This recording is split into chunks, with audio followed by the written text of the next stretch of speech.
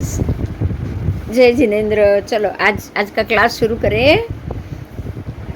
जो हमारा कल का जो टॉपिक चल रहा है बहुत बढ़िया टॉपिक है। वो जो चौथा व्रत, ब्रह्मचर्य व्रत, और उसके लिए एक कथा है, कहानी है, उसको भी हम थोड़ा जानेंगे। क्योंकि हर एक संजोगों में श्रावक श्राविका के लिए ब्रह्मचर्य व्रत का पालन करने के समय क्या क्या कसौटी आ सकती है, इससे हमें पता चलेगा। एक ही उदाहरण लेंगे हम, ज़्यादा उदाहरण नहीं लेंगे, लेकिन एक उदाहरण से भी आपको शील रक्षा के लिए या क्या कसौटी आए तो कैसे उसको टालना है या कैसे काम करना है उसका हमें पता चले। बराबर। तो हमने कल बाल ब्रह्मचर्य का प्रभाव देखा, ब्रह्मचर्य का ही प्रभाव देखा। बाल ब्रह्मचर्य प्रभाव में हमने ये भी देखा कि कितने हजार यज्ञ करने के बराबर ब्रह्मचर्य का फल कहा है। अन्य शास्त्रों में ब्रह्मचर्य की क्या महिमा थी वो भी हमने जाना।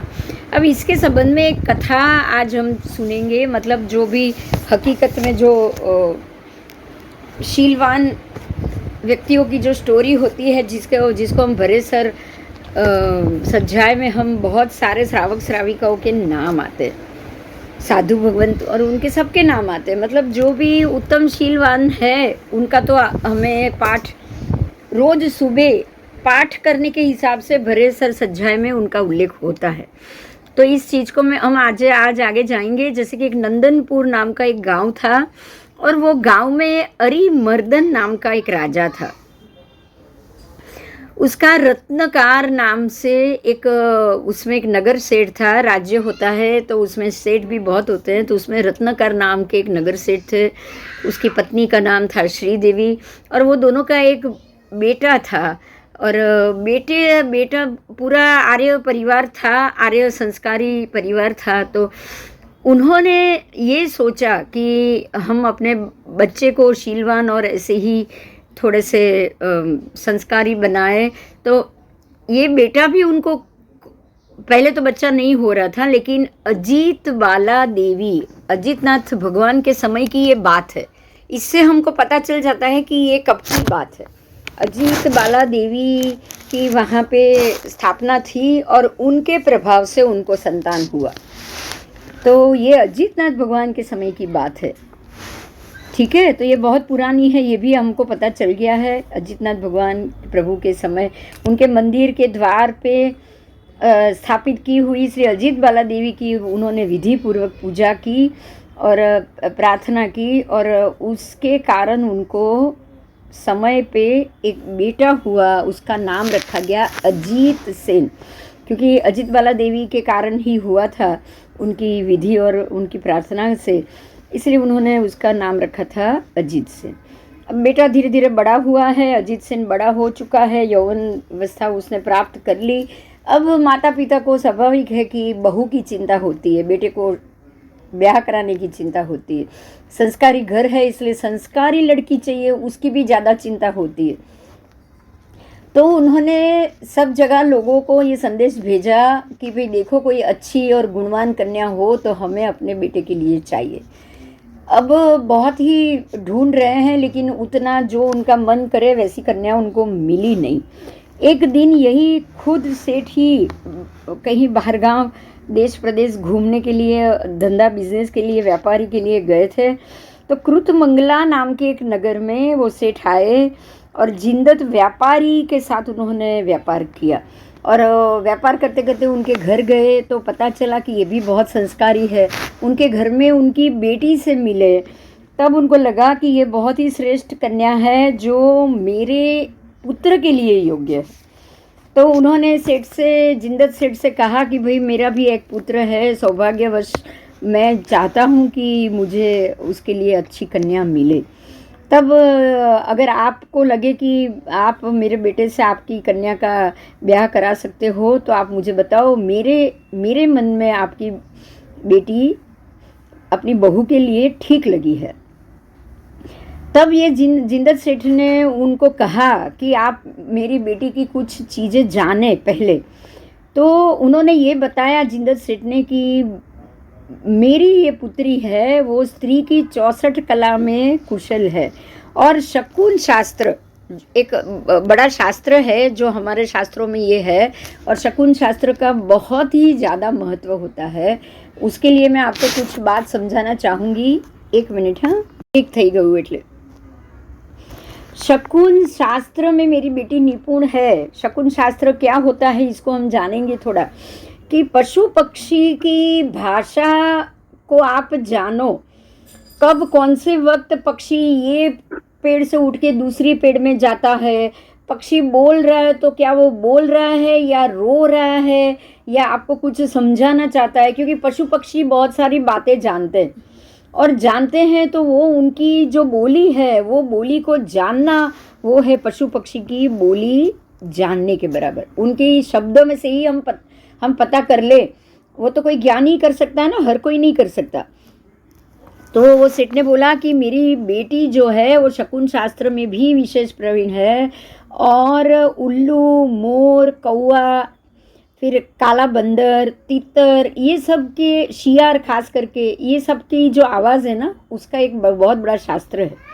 और वो शास्त्र मेरी बेटी जानती है। तीन प्रकार के शकुन को जानती है, और 3 प्रकार के शकुन के नाम बताए। यहाँ आपको बिल्कुल शकुन शास्त्र मालूम पड़ जाएगा कि क्या होता है। शकुन शास्त्र में 3 प्रकार होते हैं। पहला है क्षेत्रिक शकुन शास्त्र, दूसरा है आगंतु शकुन शास्त्र, तीसरा है जंघिक शकुन शास्त्र। अब इसकी भी डिटेल से बताई है कि क्रम से क्षेत्र में, मतलब जो एरिया का, अगर आप वो जवाब दे, मतलब कोई पक्षी बोले कि ये स्थान पे कुछ पड़ा हुआ है, तो ये हो गया क्षेत्रिक शकुन। फिर पूरा एरिया बताता है। उसके बाद है आगंतु, मतलब कोई स्थल बताएगा, स्पेशली एक पेड़ के नीचे या घर के नीचे या पेड़ के ऊपर या कोई इस जगह पे वो स्थल बताएगा, वो होता है आगंतु। और तीसरा है जांघिक, मतलब कि अशुभ मार्ग में शकुन होते हुए शकुन के विभाग, और उसके द्वारा शुभ फल और अशुभ फल क्या मिलेगा उसका जवाब। जांघिक का मतलब ये है कि ये शकुन से क्या फल शुभ है या अशुभ है। अगर अशुभ फल होना होगा तो भी पक्षी आपको बता देते हैं, और शुभ फल होना होगा तो भी पक्षी आपको बता देते हैं। मेरी बात समझ में आई कुछ? हाँ, कागवाणी अगर आपको पता हो तो, पता है दूल्हा भगत की कागवाणी ऐसा है। हाँ, मतलब कि कौआ, खास करके कौआ आके बोलता है, वो का नहीं करता है, वो बताता है कुछ ना कुछ, हम नहीं समझ पाते। ऐसे ही शियाड़, खास करके शियाड़ रात को जोर जोर से चिल्लाते हैं शियाड़, तो वो क्या बोल रहे हैं, वो क्यों चीख रहे हैं, वो क्या कहना चाहते हैं, जो उसकी बोली जानता है ना वो ही समझ पाता है, क्योंकि ये शास्त्र है, उसको सीखना पड़ता है। तो ये लड़की जो उनकी थी, शीलवती नाम था, और ये सब ऐसे शकुन शास्त्र में माहिर थी। तो ये क्षेत्रिक, उसमें जो क्षेत्रिक शकुन है, मतलब जगह का, वो क्षेत्र में शकुन रूप जो तोरण बांधने में आता है, उस समय वहाँ उसका फल पूछने वाला, उस क्षेत्र में रहने से जो फल प्राप्त होगा, जो दिखाई देगा, वो निश्चय फल बताता है, और उस फल का काल भी बताता है। मतलब आपको कौन से समय पे ये फल मिलेगा और कौन से क्षेत्र में मिलेगा, वो सारी बात क्षेत्रिक शकुन में आ जाती। और जो स्थान का है, वो मनुष्य को किसी भी दिशा से, जो आगंतु था वो किसी भी दिशा से अचानक जो कुछ शकुन होगा, अचानक कि क्या मिलेगा आपको, आप ये दिशा में जाओ तो आपको ये मिलेगा वो, और उसका शांत फल, उसका प्रदीप्त फल, ऐसे 2 प्रकार से फल होता है। एक शांत होता है और एक भड़का हुआ फल होता है। ये दोनों भी वो प्रकट कर देता है, उसको आगंतुक शकुन कहा जाता है। ठीक है। और अब अगर आप मार्ग में चल रहे हो तो दाहिने और बाईं और सामने की तरफ, पीछे की तरफ, गांव में, वन में, और प्राणियों के स्वर, गति, चेष्टा, प्राणी बोल रहा है तो प्राणी दौड़ रहा है तो प्राणी आपके दाहिने ओर बैठा है तो उसका फल क्या, बाहिने ओर आके बैठता है तो उसका फल क्या, ये सारा शुभ शुभ अशुभ शुभ दोनों फल काल का ज्ञान जिसको प्राप्त हो जाए, उस जिसका जवाब दे दे, वो है जांघिक शकुन। ठीक है, तो ये 3 प्रकार से जो शकुन शास्त्र है यहाँ बताया है, और ये जो उनकी कन्या थी ये तीनों प्रकार के शकुन में माहिर थी। तो इस प्रकार से मेरी पुत्री शीलवती के पति के लिए भी मैं ढूंढ रहा हूँ लड़का। अगर आपको लग रहा है कि आपका बेटा और ये दोनों ने व्यापार किया है, इसलिए दोनों को, पहले के ज़माने में तो ऐसा नहीं था कि बेटों को दिखाया जाता था, ये तो अजितनाथ भगवान के वक्त की बात, माँ बाप ही तय कर लेते थे। तो ये दोनों ने तय कर लिया कि हम अपने दोनों बेटों को एक दूसरे से शादी कराएंगे। अब ये सब बात तय हो गई। अब वो नंदनपुर आए, उसके बेटे को देखा और दोनों की शादी भी हो गई और महान महोत्सव भी हुआ, क्योंकि ये थे तो नगर सेठ, इसीलिए सब महोत्सव होने के बाद उसको बहू बना के अजीत सेन अपने घर में लेकर आया। अब घर में आ गई है बहू, शादी ब्याह हो गया है, पति पत्नी दोनों एक रात को सो रहे हैं, और ये तो बहू है, शकुन शास्त्र की माहिर है, तो उसने रात को शियार की आवाज़ सुनी। किसकी सुनी? शियार। हाँ, वो शियार दोनों सो रहे थे, लेकिन शियार का शब्द सुना, और ये तो माहिर थी सियार के शब्द को पहचानने में, तो उसने सियार का जो शब्द सुना उसका अर्थ ये था कि सियार निश्चय से एक ही बात कह रहा था कि मेरे आसपास नदी के अंदर 5 करोड़ का धन तैरता हुआ आ रहा है, तो कोई उसको, जो उसको ग्रहण करना चाहे वो उसको ग्रहण करे, लेकिन उससे पहले मुझे कोई खाना दे। बात समझ में आई? हाँ। पशु को जब भूख लगेगी तो वो आपको बताएगा कि भाई तू मुझे खाना दे तो मैं तुझे ये लाभ करा दूं। उनमें भी ये भाव होगा कि नहीं होगा? होगा। होगा। तो उसने ये बोला कि भाई कोई 5 करोड़ का धन नदी में तैरता हुआ आ रहा है, मेरे पास है, जो अगर जो इसका अर्थी हो, जिसको वो धन चाहिए वो आके ये धन ले जाए और बदले में मुझे खाना दे जाए। अब शीलवती सोचने लगी, बार बार वो ऐसे चिल्ला रहा था, शियार बोल रहा था कि मुझ भूखे को भोजन दो और धन ले जाओ, क्योंकि सियार को धन को क्या करना है? कुछ नहीं करना। सियार धन का कुछ कर सकता है? नहीं कर सकता। इसलिए उसने बोला कि आप धन ले जाओ, जिसको धन चाहिए वो धन ले जाए, मेरे पास, मेरे आसपास में आप आओ, मैं जहाँ हूँ उधर आओ और आप धन ले जाओ और मुझे खाना दो, मैं भूखा हूँ। अब शीलवती विचार करने लगी कि सियार कह रहा है ये अमित द्रव्य है, वो भक्ष्य कैसे हो सकता है। मतलब वो समझ गई कि सियार बोल रहा है कि नदी में तैरता हुआ आ रहा है, 5 करोड़ का सोना आ रहा है, तो जरूर कोई ना कोई, क्योंकि बुद्धिशाली तो वो बहुत थी, उसने सोचा जरूर कोई ना कोई मरा हुआ व्यक्ति होगा जिसके पास ये धन होगा, और ये सियार तो मरे हुए मुर्दे को तो खाएगा नहीं, इसलिए उसको भूख लगी है, इसलिए वो ताज़ा खाना मांग रहा है। तो वो उठी और उसने ये सोचा कि मैं किसी को कहूँ भी तो कोई ये मानेगा नहीं, क्योंकि ये भाषा तो मैं अकेली जानती हूँ। देखो यहाँ उसने एक गलती कर दी, समझ में आया? उसने क्या गलती की? किसी को बताया नहीं, और रात को कोई ऐसी पत्नी बहू है सौभाग्यवती, और इतने सालों पहले की बात है, कोई आधी रात को उठ के नदी में जाएगा और जाके वापस आएगा, कोई भी देखेगा तो क्या सोचेगा ये आधी रात को ये लड़की औरत बाहर क्यों है? समझ में आई ये बात? और ये नगर सेठ की बहू है। क्या ऐसा होना चाहिए था?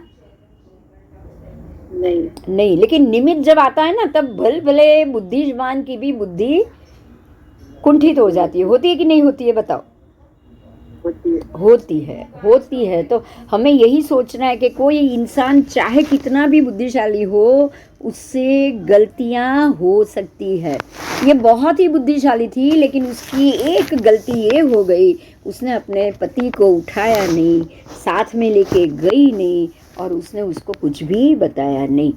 उल्टा ये हुआ कि वो खुद घड़ा लेके चली गई पानी भरने के बहाने। नदी में जाना है तो पानी तो भरना पड़ेगा। उसने घड़ा उठाया, वो चल दी, उसने वहाँ गई, धीरे धीरे उठी, और जाकर उसने चलते चलते उसने देखा कि एक वहाँ पे एक मुर्दा तैरता हुआ आ रहा है, बाजू में एक शियार खड़ा है, और मुर्दे के कमर में एक पोटली बंधी हुई थी जिसमें 3 बड़े रत्न थे। कितने?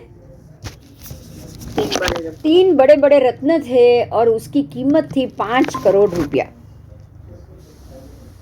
तो वो रत्न लेकर आई। उसने रत्न की 3 नहीं 5 रत्न थे, 1-1 करोड़ के 5 रत्न थे, तभी तो 5 करोड़ होंगे ना।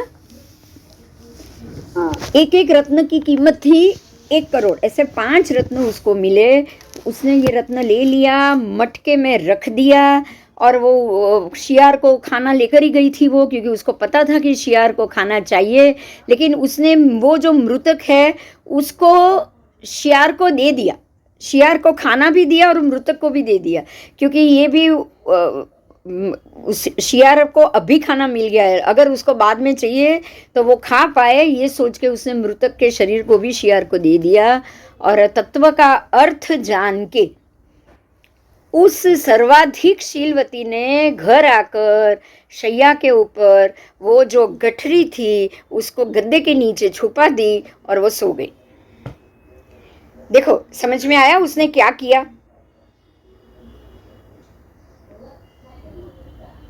उसने वो गठरी लाई और तकिए के नीचे, गद्दे के नीचे रख भी दी, और वो सो गई। अब इतने में हुआ क्या था उसको नहीं पता था, लेकिन वो जब उधर रात्रि को यहाँ से गई थी ना, तब उसकी पति की आंख खुल गई थी। कुछ ना कुछ तो आवाज होती है ना। वो घड़ा उठाएगी, कमरे से बाहर निकलेगी तो मालूम पड़ेगा कि नहीं पड़ेगा? अगर पति जागा है तो मालूम पड़ जाएगा। तो उसके पति ने तो एक ही बात सोची, क्योंकि उसको तो कुछ भी नहीं पता था ना, वो तो कोई बात नहीं जानता था। उसको तो ना शीलवती ने कुछ बताया, ना ही उसको शियार की भाषा पता थी। तो उसने देखा कि अरे मेरी पत्नी आधी रात को घड़ा लेके जा रही है, और कुछ घंटों के बाद आई। क्यों? क्योंकि जाएगी नदी में, जाएगी वो मृतक को ढूंढेगी, वहाँ से मर्दे को ढूंढने के बाद रत्न लेगी, शियार को खाना दिया, और फिर वो पानी भर के वापस आई, तो कुछ तो समय गया होगा ना उसमें। तो ये सारा पति ने ये सोच लिया कि ये इतने घंटे तक बाहर रही है, मतलब कि ये मेरी पत्नी बिल्कुल स्वच्छंदी है। पति तो संस्कारी था, उसको तो यही सोचेगा कि ऐसे कोई रात को कोई भी अच्छी लड़की या अच्छी नारी बाहर नहीं जाती है। तो उसने ये सोच लिया कि ये मेरी नारी निश्चय से ही स्वच्छंदी है, और अब मेरे कुल को उसने कलंकित कर लिया। उसने यही सोच लिया, और वो सुबह का इंतज़ार कर रहा था। सुबह होते ही उसने अपने पिता को कह दिया कि भाई ये सब हुआ है, रात को आपकी बहू बाहर गई थी, कितने घंटों के बाद लौटी है, और आप मुझे अब उस पर बिल्कुल भरोसा नहीं रहा है, आप उसको उसके मायके जाके छोड़ के आ जाओ। अब शीलवती सोच रही थी कि मैं सुबह होके ये बात बताऊं, लेकिन सुबह ही ससुर ने कह दिया चलो आप अपने सामान भरो, मैं आपको पियर छोड़ने जा रहा हूँ। और ये बोल के ससुर जी जाके बाहर गाड़ी में बैठ गए, और बेटा तो पापा को बोल के उस सुबह से ही चला गया था। क्यों? क्योंकि उसको गुस्सा आया था। उसको तो उसकी शीलवती पत्नी उसकी जाए उस टाइम हाजिर भी नहीं रहना था, इसलिए वो चला गया था। अब शीलवती तो होशियार तो थी, बुद्धि वाली तो थी, वो समझ गई तुरंत कि जरूर कोई बात हुई है, लेकिन चुपचाप वो जाके गाड़ी में जाके बैठ गई। अब सास ससुर और बहू दोनों घर से निकले। वो जो गठरी है वो उसके घर में ही पड़ी हुई, मटके के अंदर है, पानी के मटके से तो निकाल दी थी, उसने गद्दे के नीचे डाल दी थी, तो गद्दे के नीचे पड़ी। अब वो जो जहाँ उसने छुपाया है वो जगह ऐसे तो कोई जल्दी से उसके हाथ में, किसी के हाथ में आने वाली नहीं थी, इसलिए ना ही शीलवती ने कुछ भी बताया, उसको कुछ बताना ठीक लगा भी नहीं और उसने कुछ बताया भी नहीं, कुछ बोली भी नहीं। जैसे ही बोले कि चलो गाड़ी में बैठो, आपको पियर छोड़ने जाना है, आप अपना सामान बांधो, वो सामान बांध दिया और वो गाड़ी में जाके बैठ गई। अब गाड़ा आगे बढ़ रहा है, ससुर जी भी सोच रहे हैं कि ये क्या हो गया, ऐसी क्यों हुआ, बेटे ने ऐसा क्यों बोल दिया और बहू क्यों रात को बाहर गई। अब शीलवती भी सोच रही है, अब उसके दिमाग में आया है, क्योंकि अब तो सोचेगी ना कि मेरा पति मुझे मिला भी नहीं है और हुक्म दे दिया पियर चले जाओ, ससुर जी तुरंत छोड़ने आ रहे हैं, तो ज़रूर कुछ न कुछ मुझे रात को बाहर निकल के जाते किसी ने देख लिया। समझ में आई ये बात?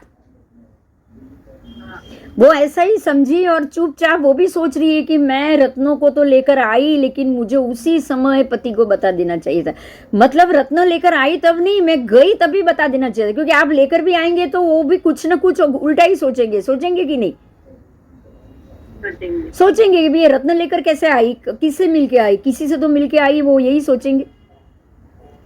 तो उसको तो पहले से ही बता देना चाहिए था, जो कुछ भी हो रहा है, वो जिसके लिए बाहर निकल रही है उसको पहले से ही बता देना चाहिए था। तो शीलवती भी यही सोच रही है कि अगर मैंने पहले ही ये बता दिया होता तो मेरा कुछ नहीं बिगड़ता, लेकिन अब पीछे से ये बुद्धि चलाने का कोई प्रयोजन नहीं, अभी चुप बैठो गाड़ी में और चलो। वो चुपचाप बैठी रही, कुछ नहीं बोली। अब यहाँ वो एक बात सोच रही है, बहुत महत्व की है, यहाँ पे लिखी है, वो मैं बोल रही हूँ। जो बुद्धि पीछे से उत्पन्न हो, वो बुद्धि यदि पहले आ जाए ना तो कोई कार्य बिगड़ता नहीं। समझ में आया? कोई भी काम बिगड़ने के बाद हमारी बुद्धि चलती है कि मैंने ऐसा नहीं, ऐसे किया होता तो अच्छा होता, लेकिन पहले हम ये नहीं सोचते। पहले तो हम यही सोचते हैं कि मैं खुद ही ये काम कर लूं, किसी और को तो ये आएगा ही नहीं। शीलवती ने वही सोचा ना कि मैं बोलूंगी कोई मानेगा ही नहीं, उन्होंने वही सोचा ना उसने। हाँ। अगर कोई नहीं मानता और 5 करोड़ का धन लेने नहीं जाता तो भी क्या फर्क पड़ता था, कोई नगर सेठ की तो बहू थी वो, ऐसा तो था नहीं कि उसको पैसा चाहिए था। बोलो, ठीक है? तो यहाँ ये बात महत्व की है, जो बुद्धि पीछे से उत्पन्न हो, अगर वो पहले आ जाए ना तो कोई काम नहीं बिगड़े, लेकिन वो पहले आई नहीं। क्यों नहीं आई? क्योंकि अहंकार था, एक अंदर भरा हुआ था कि ये काम मेरे अलावा तो कोई और कर ही नहीं सकता, और मेरी बात ये लोग समझेंगे नहीं, ये भाषा सिर्फ मुझे ही आती है, उसकी भाषा तुमको आती है, लेकिन तुम्हारी भाषा तो तुम्हारा हस्बैंड समझ सकता था ना, समझ सकता था कि नहीं?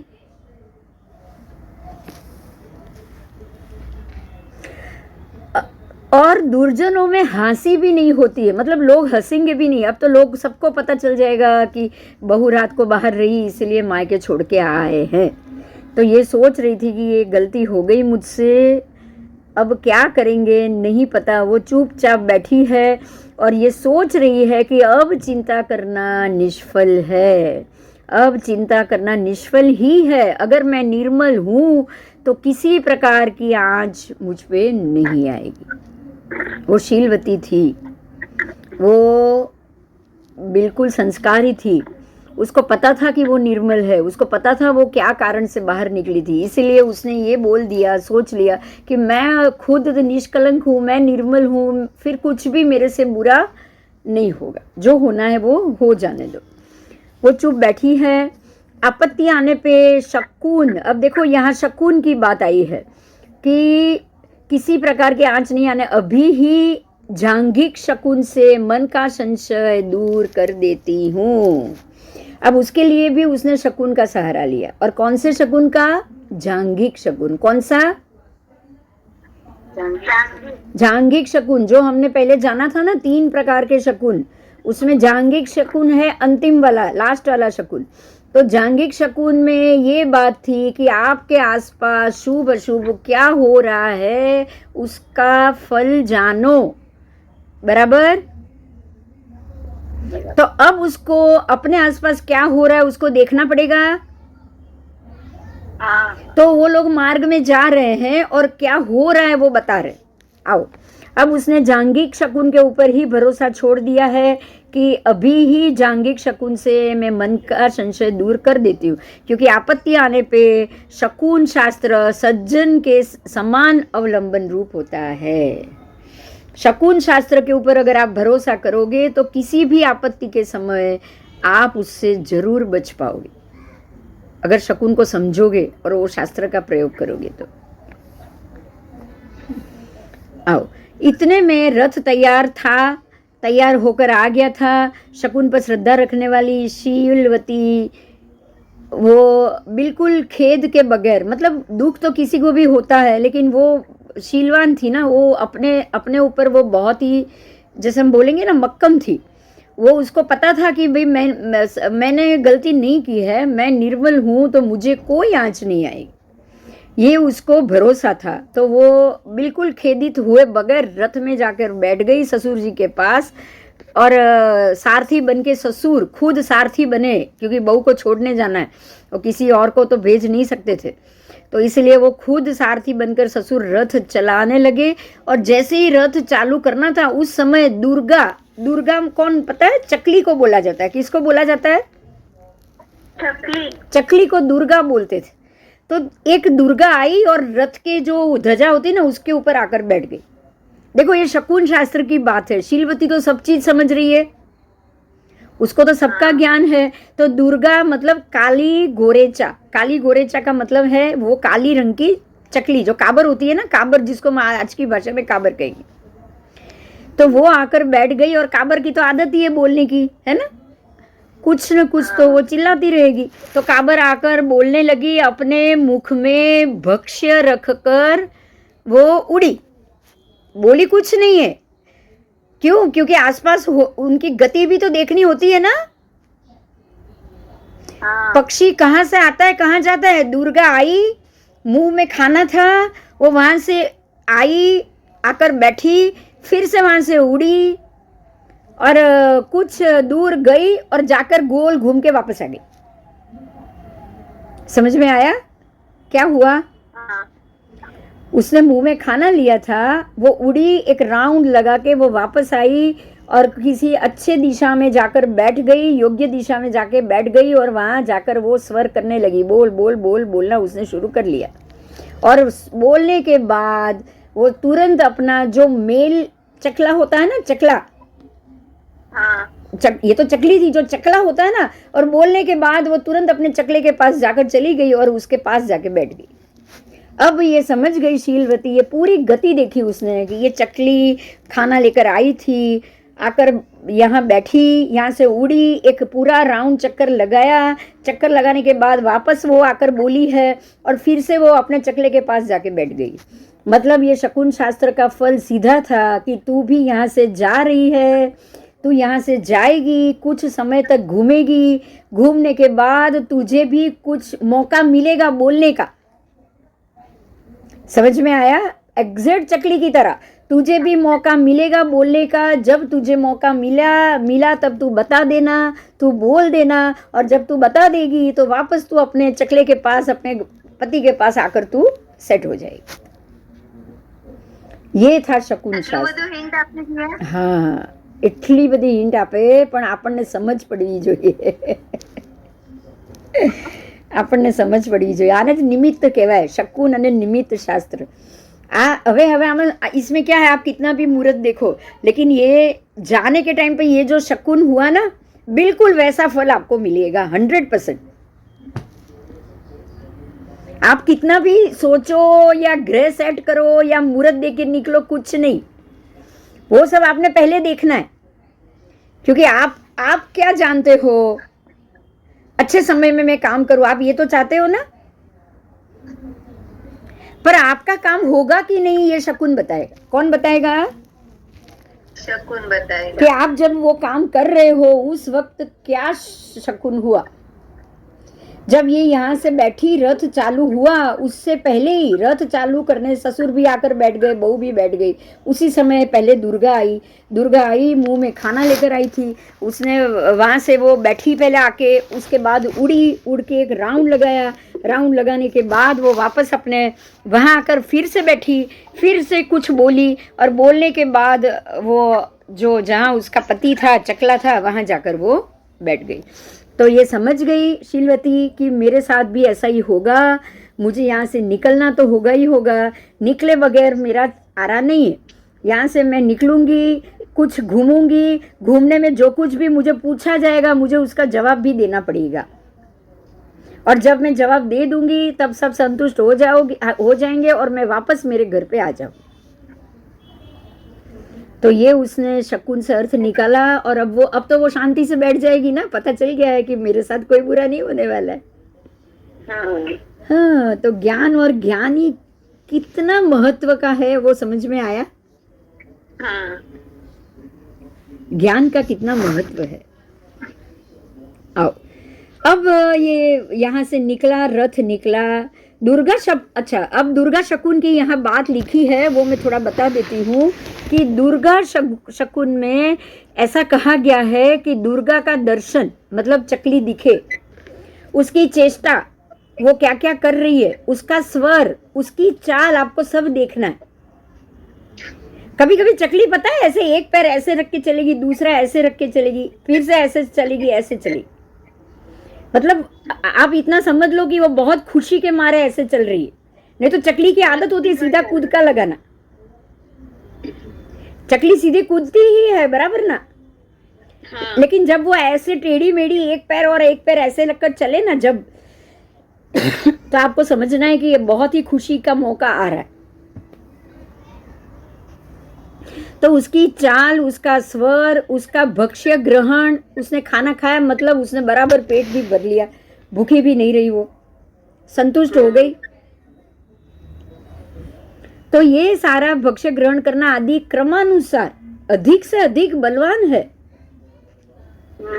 ये क्रम से बलवान है। पहले तो उसका आना, दिखना, उसकी चेष्टा, फिर वो यहाँ से उड़ के यहाँ गई, वो फिर वो बोली, वो उससे भी बलवान, और उसके बाद उसकी चाल उससे भी बलवान। ठीक है, तो ऐसे अब उसने ये समझ लिया। देखो उसने क्या समझा, जो चकली आई और जो भी शकुन हुआ उसका अर्थ क्या निकाला है वो समझना है कि ये शीलवती समझ गई कि ये पांचों शकुन, दुर्गा का आना, दिखना, उसका खाना लेकर आना मतलब उसकी चेष्टा, फिर उसका भोजन, उसका बोलना और उसकी चाल, ये पांचों बहुत ही अच्छे शकुन हुए हैं। शीलवती समझ गई ये बहुत ही अच्छे शुभ शुकन का कारण है। यदि शुकन बराबर ना हो तो आरंभ किया हुआ कार्य सिद्ध नहीं होता। लेकिन अगर शकुन और प्रस्थान कार्य आता ही नहीं है, सामने आया हुआ सारा समाधान टूट जाता है। अगर अशुभ शुकन मिलेगा ना तो आप कहीं भी बाहर जा रहे हो तो आपका काम होगा भी नहीं, और जो भी काम का जो भी प्लान किया है वो सारा टूट जाएगा, खत्म हो जाएगा अगर शकुन अच्छे नहीं हुए तो। अब बाहर निकलो ना तो दुर्गा आए, कौआ आए तो देखना कहाँ से आया, कहाँ जा रहा है, मुंह में क्या खाना है, देखोगे? हाँ देखोगे ना अभी सब? देखना ही पड़ेगा ना। मैम इसकी भी क्लास ले लीजिए। शकुन ની ક્લાસ લઈ લો એટલે અમને ખ્યાલ આવી ના ના છે મારી પાસે તો એનું પણ પુસ્તક છે, મહાત્માનું લખેલું પૂરું શકુનનું। હા તો હા, તમને જેને જોઈશે એને પુસ્તક તો મળી જ જશે, તમે કહેજો મને, હું એટલી બુક કરાવરાઈને તમને મોકલી આપીશ, બીજું તો શું। થોડું નોલેજ વધી જશે। ના ના, નોલેજ પછી એ વાંચતા જઈએ ને ભણતા જઈએ અને પછી અનુભવમાં લઈએ તો વધારે નોલેજ વધે। હા તો જ નોલેજ વધે, નહીં તો ના વધે। हाँ हाँ, चलो ठीक है। तो તમારો ફોટો મૂકો ને। हाँ हाँ, मुकू। ज्योतिष शास्त्र की अभी बात की है। ज्योतिष शास्त्र से प्रमाण रूप में ना बन पाए ऐसा कार्य भी शकुन कर देता है। देखो मैंने कहा था, फिर से कह रही हूँ, ज्योतिष से तो आप सिर्फ शुरुआत कर सकते हो, अच्छा समय निकाल सकते हो। ज्योतिष में आपके पास अच्छा समय निकालने के अलावा और कोई नॉलेज नहीं है, लेकिन काम करते वक्त क्या शकुन होता है और वो क्या फल देगा वो तो काम करते वक्त ही मालूम पड़ेगा, उससे पहले नहीं। तो ज्योतिष से शकुन शास्त्र ज़्यादा बलवान हुआ? हाँ हुआ, आपने अच्छे से अच्छा मुहूर्त देखा हो लेकिन शकुन बेकार हो गया तो समझ लो कि आपका मुहूर्त भी बेकार गया। तो मुहूर्त बेकार हो सकता है लेकिन शकुन शास्त्र का बोला कभी भी बेकार नहीं हो सकता। आओ, जिस कार्य की शंका हो उस कार्य को शीघ्र सिद्ध कर देता है और खोई हुई वस्तु वापस भी आ जाती है अगर अच्छा शकुन हो गया तो। विघ्नों में से मारे गए दिग्मूढ़ बने, मति भ्रम के कारण पीड़ित बने, पामर बने हुए को शकुन सुंदर कार्य साधक बनता है। ठीक है, तो विघ्नों से मरे हुए लोग अगर दिग्मूढ़ बन गए हो, बहुत तकलीफ आ रही है, बहुत परेशानी हो रही है, आपका दिमाग नहीं चल रहा है, आप अच्छा बुरा कुछ सोच नहीं सकते, तो अपने आप को शकुन पे छोड़ देना चाहिए। हाँ बस हमारी बुद्धि नहीं चल रही है, कोई बात नहीं है, अच्छा शकुन हो जाए बस काम हो जाना चाहिए। ठीक है, और अच्छे शकुन की दो चीज मैं बता दूं, बहुत बढ़िया दो चीज है। कभी भी नए साल के दिन, जैसे कि ये बैसता वर्ष शुरू हुआ उस दिन या कोई नई बड़ा दिन हो उस दिन अगर घी गिर जाए घर में, घी गिर जाए या दूध उभर जाए ना तो बहुत अच्छा शकुन होता है। बहुत अच्छा होता है। बहुत अच्छा होता है, आपका घर हमेशा धन धान्य पैसे सुख से भरा हुआ रहेगा। अगर घी गिरे और ये गिरे तो तेल वेल नहीं गिरना चाहिए, घी गिरना चाहिए। घी किसके घर गिरेगा बोलो, छलकेगा उधर ही गिरेगा ना। हाँ फिर, और दूध भी किसके घर गिरेगा, हाँ दूध उभरा है एम पैसो उभरा है, धन उभरा है, घी उभराय तो पण पैसे उभराय। यस यस यस, समृद्धि, ये दोनों समृद्धि के प्रतीक है, ये दोनों समृद्धि के प्रतीक है। ठीक है, चलो आगे जाएंगे। तो शीलवती ने वो शकुन की बात जान ली और वो अन्य भी शकुन तो जानती थी, इसलिए वो बिल्कुल घबराई नहीं और आकर बैठ गई। अब सारथी रत्नाकर सेठ निकलते निकलते सोचते हैं कि ये मैं कैसी बहू को ले आया, जो बहू मेरे बेटे को सुख नहीं दे पाई, मेरे ये बेटे को तकलीफ हो गई, क्योंकि सेठ दुखी है। सेठ तो दुखी होंगे ना कि इतनी सारी किया हुआ सारा काम बेकार हो गया, सेठ दुखी होंगे कि नहीं। हाँ सेठ दुखी हो गए कि अरे ये क्या हो गया, ये सब गलत हो गया, ये सोच के सेठ दुखी हो गए। अब आगे चलते चलते जब वाहन आगे जा रहा है तो एक ऐसा अति फैला हुआ मूंग का क्षेत्र था, मतलब मूंग सब जगह फैले हुए थे और तब चारों तरफ मूंग, धान होता है ना, मग गिरे हुए थे। तब सेठ बोले कि अरे इतने सारे मूंग गिरे हुए, मतलब कि ये जो मालिक है उसको बहुत ही धन धान्य मिलेगा, क्योंकि धान्य उभरा ना, मूंग उभर रहे हैं। तब सेठ ने तो ये कह दिया कि मालिक को बहुत ही धान्य होगा। तो ये सोच के शीलवती तुरंत बोली, उसने जवाब दिया कि अगर ये खाया हुआ ना हो तो ही ये बात सच है, नहीं तो आपकी बात गलत। अब सेठ सोच रहा है ये बहू कैसी है, मेरे को उल्टा जवाब भी दे रही है। ठीक है, सेठ को और दुख हो गया कि अरे ये तो विपरीत बोल रही है, हर विषय में उल्टा बोल रही है, मेरी बात को काट के उल्टा बोल रही है, मतलब ये कितनी अविनयी है, अविवेकी। अब बहू और ससुर को तो मौका पहली बार ही मिला ना साथ में घूमने का। हाँ ठीक है, फिर और आगे गए, सेठ चुप रहे और आगे गए तो बहुत कीचड़ वाली भूमि थी और पानी पानी पानी, जल, नदी आई, उसमें कीचड़ बहुत था। तो नदी को क्रॉस रथ चलाना था और रथ से उतर के रथ को धक्का देके बाहर निकालना था, क्योंकि रथ अपने आप तो घोड़े वोड़े उसमें से बाहर निकाल के अपने आप नहीं खींच पाए, तो पीछे से उसको धक्का देना था। तो ससुर ने बोला कि तू नीचे उतर और मैं धक्का दे रहा हूँ, तू अपने आप चल के बाहर आ, पर तू जूते निकाल के उतरना, क्योंकि कीचड़ है ना, जूते खराब हो जाएंगे। अब ये शीलवती बोली कि अब यहाँ भी वो उल्टा बोली कि आप उतरो जूते निकाल के, मैं जूते उतार के नहीं उतरूंगी। उसने बात नहीं मानी, वो जूता पहन के ही पानी में से निकली। अब सेठ धक्का दे के रथ को बाहर लेकर आए और बाहर निकाल आने के बाद सोच रही है कि ये बहू तो काम भी उल्टा कर रही है, जो बोलते है वो करती ही नहीं।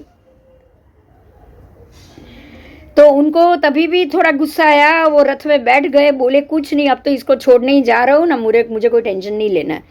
थोड़े आगे रथ गया तो रास्ते में एक शव मिला, सैनिक का शव था और वो मरा हुआ पड़ा था। और सेठ बोले उसके शरीर पे बहुत सारे घाव, तीर लगे हुए थे। तो तब सेठ बोले कि देखो ये सैनिक कितना बहादुरी से लड़ते लड़ते हुए मरा है। अब ये शीलवती, मेरा आवाज आ रहा है? शीलवती वापस बोली कि नहीं नहीं, ये तो बिल्कुल कायर है, ये तो बिल्कुल कायर है, ये सुबट हो ही नहीं सकता क्योंकि ये बिल्कुल कायर। अब सेठ वापस ये सोच रहा है कि अरे ये तो सैनिक को भी वो बेकार बोल रही है, ये कैसी बहू है। मतलब अच्छा, बहू तो ऊपर से ये बोली कि ये तो कुत्ते के समान मरा है, अच्छा हुआ वो मर गया। बहू ने ऊपर से ये कह दिया, समझे, कि ये तो कुत्ते के समान मरा हुआ पड़ा है, अच्छा ही हुआ ये मर गया। अब ये सेठ कुछ नहीं बोले, वो विचार करने लगे कि उत्पात के समान प्रहारों को जो सहन करता है वो सुबट कैसे नहीं हो सकता। इतने प्रहार सहन किया है लेकिन फिर भी ये दुष्टा देखो सारा प्रतिकूल बोल रही है, सारा का सारा उल्टा बोल रही है। ऐसा सोचते हुए बिल्कुल अत्यंत खेद जनक हो गए सेठ। और जैसे कि वो एक मंदिर आ गया, सेठ रुक गए, वो उनका मन नहीं हुआ, मुझे जाना ही नहीं आगे, दिमाग नहीं चल रहा है। और वो मंदिर था, वहाँ वो उतर गए और बड़ा मंदिर था। तब वो बोले कि चलो अभी हम मंदिर में जाएंगे, आराम करेंगे। और बहू ने मना कर दिया, बहू ने कह दिया कि नहीं नहीं, ये तो चोरों और जुगारियों का अड्डा है, हम यहाँ नहीं जाएंगे।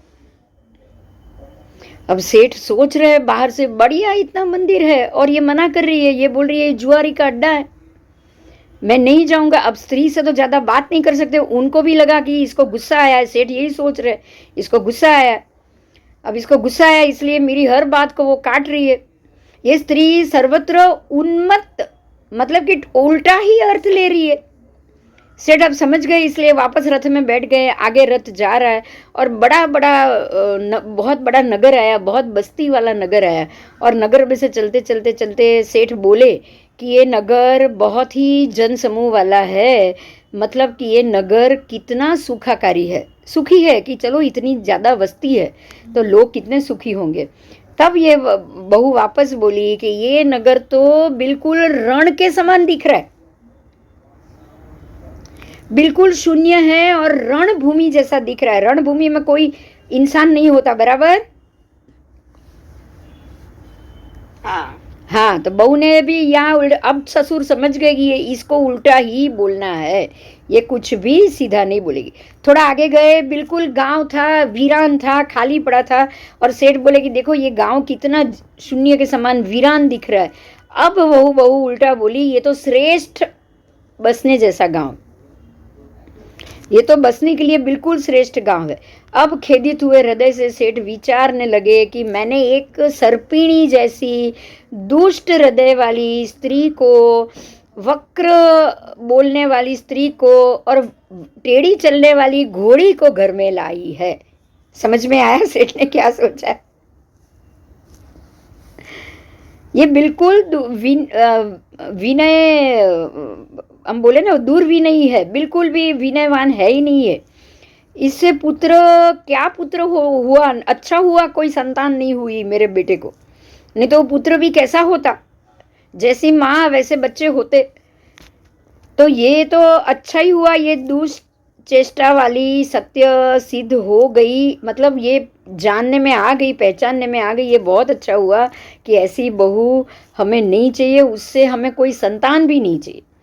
प्रत्यक्ष में असत्यवादी मनुष्य का कृत्य अकृत्य देख के आपको जैसे ही फील होता है वैसा वो सेठ को फील हुआ कि भाई अच्छा हुआ कि हम उसको छोड़ने जा रहे हैं और अच्छा ही हुआ कि इसकी कोख से मेरे कुल में कोई संतान नहीं हुई। अब वो आगे जा रहे आगे जा रहे, अब शीलवती के मामा का गांव आया, बीच में जो गांव आया ना, वहां वो बहू का मामा रहता था। तो सामने से आ रहा था वो, और बहू बहू को देखा तो शीलवती का मामा उसके पास आया और भाणेज को घर ले जाने के बोला कि भाई सेठ को भी बोला कि आओ आओ आप और ससुर जी बहू कहाँ निकले हो, आओ आप मेरे घर पे आओ।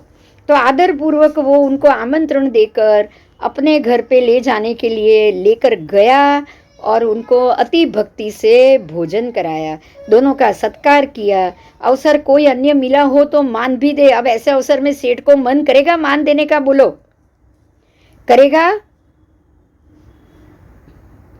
हाँ, मान देने का मन ही नहीं करेगा ना, वहां रहने का भी मन नहीं करेगा। अभी खाना खाया नहीं है, दोपहर का बिल्कुल धोम धोम ताप था, तीव्र ताप था, लेकिन सेठ को वहां रहने का मन नहीं हुआ और वो सीधे बोले कि चलो अभी हमको यहाँ से जाना है।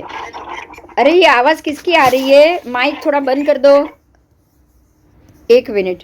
का बिल्कुल मन नहीं कर रहा है वहां पे मान खाने का, रुकने का। वो तुरंत ही दोपहर की धूप में ही बाहर निकले और रथ में बैठ गए। अब आगे जा रहे थे, धूप बहुत थी, तो गांव के थोड़े ही बाहर निकले और बहुत धूप थी, तो सेठ ने सोचा कि चलो कुछ आराम कर लेते हैं। तो एक झाड़ था, झाड़ के नीचे छाया में बैठे और सेठ ने बहू को भी बोला कि भाई तू छाया में बैठ। और फिर भी रिसाई गई के समान वो वड़ की छाया छोड़ के रथ के नीचे छाया में जाके बहू बैठी। अब बहू रीस चुकी है, समझ में आ गया? अब तो बहू समझ गई ना कि मामा के घर भी रुके नहीं मेरे। और ससुर जी का मूड देखकर उसको पता चल गया। सेठ ने बोला वड़ की छाया में बैठ, वो बोली नहीं मैं तो रथ की छाया में ही बैठूंगी। वो रथ की छाया के नीचे बैठी। अब ये शीलवती सोच रही है कि ये संसार में ये सब क्या हो रहा है, क्या मेरे साथ क्या हो रहा है। अभी वो सोच ही रही थी, उतने में वो जो वृक्ष था, केर का वृक्ष था, केर के वृक्ष के ऊपर बैठा हुआ कौवा जोर से कुछ बोला। अब ये तो पक्षी की बोली जानती है, तो उसने सुन लिया। वो जोर जोर से कौवा बोल रहा था, जैसे वो शियार बोल रहा था वैसे ही ये कौवा बोल रहा है। और कौवा ये बता रहा था कि अगर कोई पैसा चाहता हो, जो भी धन का अर्थी हो, वो ये जो झाड़ है उसके नीचे बहुत बड़ा धन गड़ा हुआ है, आप वो धन ले लो और मुझे खाना दो।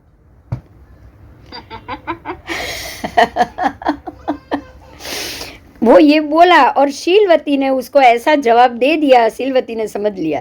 शीलवती ने उसको ऐसा जवाब दे दिया कि अरे हे कौवा, तू यहाँ से चली जा, तू यहाँ से चला जा। एक तो मैं स्वामी को बताए बगैर रात को नदी के तट के ऊपर रत्न लेने गई, उसका तकलीफ उसका दुख मैं अभी तक भोग रही हूँ, और अब तेरी बात सुनूंगी और नीचे से धन निकालूंगी, तो वो धन लेके मैं जाऊंगी तो कहाँ जाऊंगी? समझ में आया? उसने ऐसा बोल दिया। अब देखो ध्यान दो, सेठ को ये नहीं पता कौवे ने क्या बोला, लेकिन सेठ को ये पता था कि मेरी बहू क्या बोल रही। अच्छा, हाँ, सेठ कौवे की भाषा थोड़ी जानते थे। शीलवती जानबूझ के बोली, जोर से बोली।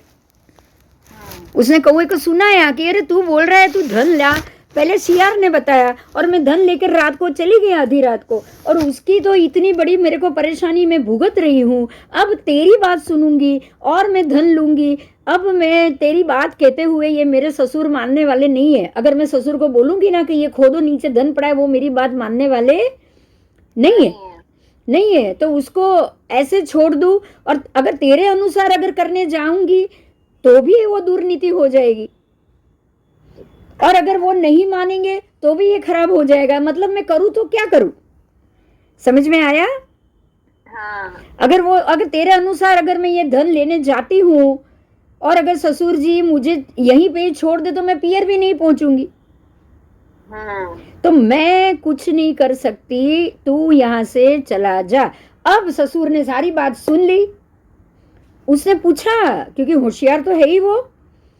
हाँ। अब वो समझ गए कि कोई जरूर बात है, ये कौवे से बात कर रही है। तब उसने पूछा बहू से, अरे बहू तू ये क्या कह रही है? तब ये बहू बोल रही है पिताजी मैंने तो कुछ भी नहीं कहा। तो नहीं तू कौवे से क्या बता रही थी?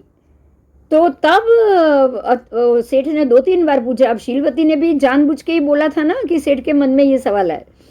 तब शीलवती ने बोला कि मैं क्या बोलूं पापा, अब इतना सारा हो गया है, इतना जो भी तकलीफ हो चुकी है, जिसको कर्म समझो, ये अभी धार्मिक की भाषा में बोल रही है क्योंकि धार्मिक तो है ही वो बोल रही है कि कर्मवशात गुण भी दोष हो जाते हैं।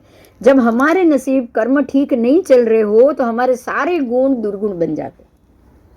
समझ में आया? हाँ। उसने ये बोला कि एक मजीठ घटादार वृक्ष भी सूखा पेड़ बन जाता है, ठीक है? तो अगर हमारे कर्म बराबर नहीं है तो अब उसने फिर से सेठ ने पूछा तो उसने बोला कि ये कौवा लाभ की बात कर रहा है, लेकिन लाभ की बात कहने से नुकसान ही हुआ है। मुझे शियार ने भी लाभ की बात बताई थी और वो लाभ की बात करते करते भी मेरा बहुत बड़ा नुकसान हो गया। फिर भी अब अगर आप इतना आग्रह कर रहे हैं तो मैं आपको बता रही हूँ, आप ध्यान से सुनो।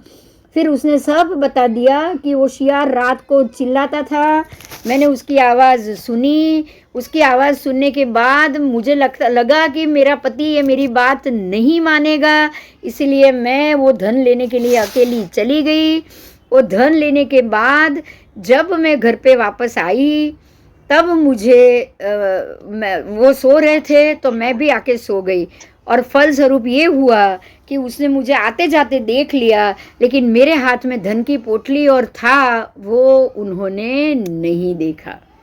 तो ये फलस्वरूप उन्होंने भी उल्टा सोच लिया, आपने भी उल्टा सोच लिया। अब ये कौवा कह रहा है कि ये पेड़ के नीचे धन गड़ा हुआ पड़ा है, अब मैं कैसे ये धन लूँ? समझ में आया उसने क्या बोला? हाँ।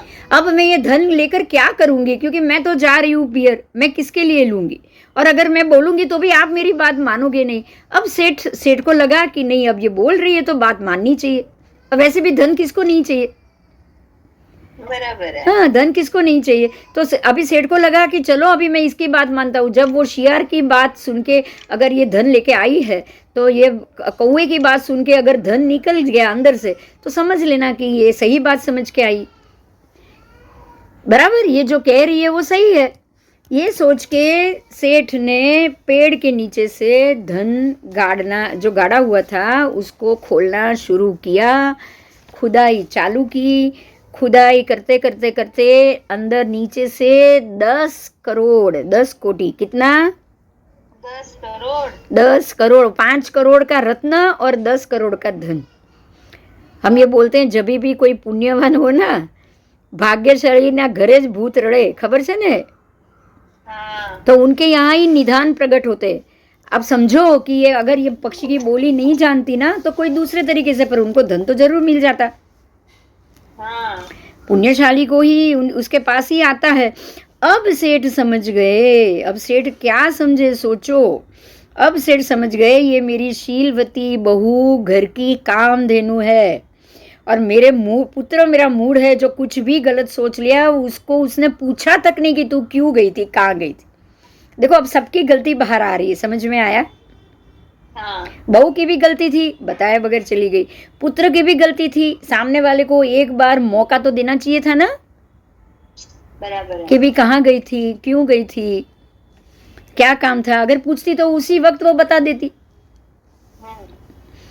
तो अब वो सोच रहा है कि मेरा बेटा भी मूड है, मेरा बेटा भी पता नहीं क्या सोच रहा है, अपनी दुर्बुद्धि चला रहा है, और कामधेनु को भी उसको घर से निकाल दिया तो मुश्किल हो जाएगी। अब उसने रथ वापस घुमाया, बहू को बिठा दिया रथ में, चलो अब घर वापस जाते, और धन भी ले लिया, सारा धन भी ले लिया साथ में रथ में, और अब नंदनपुर वापस आ रहे थे।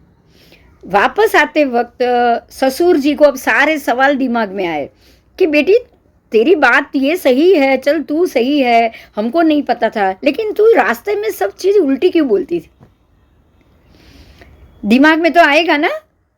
हाँ, तो अब वही रास्ते से वापस जा रहे थे तो हर एक चीज को वो बहू समझाती रही कि देखो आपने जो खेत में जो इतना सारा अनाज था ना, मूंग फैला हुआ था। वो आपने कहा कि ये मूंग ज़्यादा है, ये बात सही, लेकिन आपको ये पता होना चाहिए कि जब भी किसान अगर किसी खेत को भाड़े पे लेके बैठा हो ना, तो सारा मूंग उसको सेठ को देना पड़ता है। हाँ। तो उसके नसीब में उसका जितना खाना है उतना भी मिलेगा तो भी उसका नसीब अच्छा है।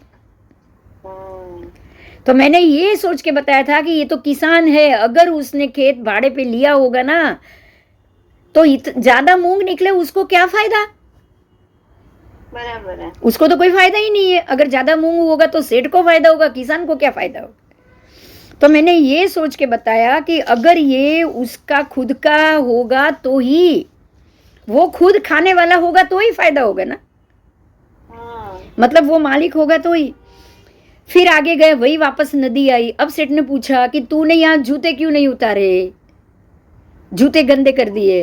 तब वो बहू बोली कि आपने हम जूते क्यों पहनते हैं, पैर की रक्षा के लिए। अब कीचड़ वाले पैर में नदी में क्या पड़ा है, बिच्छू बिच्छू पड़ा है, अंदर मिट्टी में घुसा हुआ है, आपको पता है क्या? तो पैर संभालना जरूरी है या जूते संभालने जरूरी है? आप जूते संभालो और कीचड़ और मिट्टी से बाहर निकलो, पैर में कुछ लग जाए तो तकलीफ किसको होगी? तो जूते है ही हमारे पैर के रक्षण के लिए, इसलिए मैंने नहीं उतारे। समझ में आया? सेठ समझ गए, ये तो बहुत बुद्धि वाली है। फिर और आगे गए तो वापस वो मर्दा मिला सैनिक का।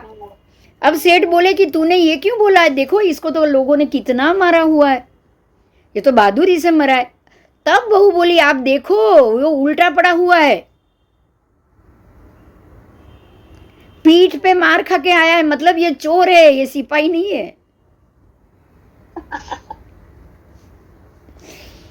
है ना? हाँ। ये चोर है, ये सिपाही नहीं है। और आगे गए, वापस वो मंदिर आया।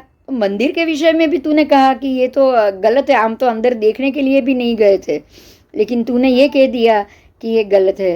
तब ये बोली कि देव मंदिर तभी सुंदर माना जाता है जब वहाँ चोर और बेकार पुरुषों का बैठ के ठट्ठा मश्करी का स्थान ना बना हो। आपने देखा होगा ओटले पे 4, 5, 10 लोग बैठ रहे थे और मजाक मश्करी कर रहे थे, बराबर? हाँ, तो अब जब मजाक मश्करी कर रहे हैं तो ये देव मंदिर कहाँ से हुआ? नहीं हुआ। यहाँ के लोग अच्छे नहीं हुए। तो ऐसे जहाँ पे लोग बाहर बैठकर ठट्ठा मस्करी करें वहाँ अच्छे लोगों को जाना चाहिए क्या? नहीं, इसीलिए मैंने मना किया। मैंने ये कह दिया कि ये मंदिर नहीं है, ये तो जुगार खाना है, जुआ अड्डा है। मैंने ये कह दिया क्योंकि लोग यहाँ बैठ के ठट्ठा मजाक कर रहे थे, ताश खेल रहे थे, जुआ खेल रहे थे, बराबर? फिर और आगे गए, ऐसा बड़ा शहर आया। वो शहर में तो लोग बहुत थे, तो तूने तो ये कह दिया ये वीरान है। तो कि बड़ा शहर हो, इतने लोग है, क्या फायदा? हमको तो कोई पहचानने वाला था नहीं वहाँ पे। अगर हमारा पहचानने वाला होता तो हम मानते ना कि ये चलो नगर है और अच्छा नगर है, यहाँ हमको अच्छी चीज़ मिल सकती है। एक लोग भी पहचानने वाले नहीं थे। और जो वो गांव आया था जहाँ पे 4 घर मुश्किल से थे, वहाँ मेरा मामा रहता था, तो वहाँ हमको खाना पीना मिला कि नहीं मिला? तो वो तो हमारे लिए तो बहुत ही शुभ हो गया ना। सद्भाव और स्नेह वाली व्यक्ति मिली, मतलब ये हो गया कि चाहे गांव हो, चाहे वीरान पड़ा हो, लेकिन स्नेह वाली व्यक्ति मिले तो वो अच्छा होता है। और चाहे बड़ी बस्ती हो लेकिन लोग आपको पहचाने भी नहीं तो क्या वो अच्छा होता है? नहीं अच्छा होता है। अब सेठ समझ गए मेरी बहू बहुत बुद्धिशाली है। समझ में आया? हाँ, तो ये कह रहे हैं कि भाई जहाँ कोई बोलने वाला ही ना हो ना, वो शहर कोई फायदा ही नहीं है आपको, कितना भी बड़ा हो। ठीक है? तो अब ये बोली कि अब तो तू ये बता, तू वड़ के नीचे क्यों आके नहीं बैठी, तू रथ के नीचे जाके बैठी? ये भी प्रश्न था। वड़ के नीचे बैठने से क्यों तूने अपने आप को रोका? तो वो वड़ के ऊपर भी तो कौवा बैठा था। वो वड़ के ऊपर ही कौवा एक नहीं बहुत सारे कौवे थे, और तो वो आपके ऊपर ही विष्टा करते ना। बराबर। इससे तो अच्छा मैं रथ के नीचे बैठूं, मेरे ऊपर कोई विष्टा ही नहीं करे। अब सेठ समझ गए कि ये मेरी बहू युक्ति युक्त वचन दे रही है, तत्व से जवाब दे रही है। उनको बहुत सरप्राइज भी हुआ, बहुत खुश भी हुए ससुर।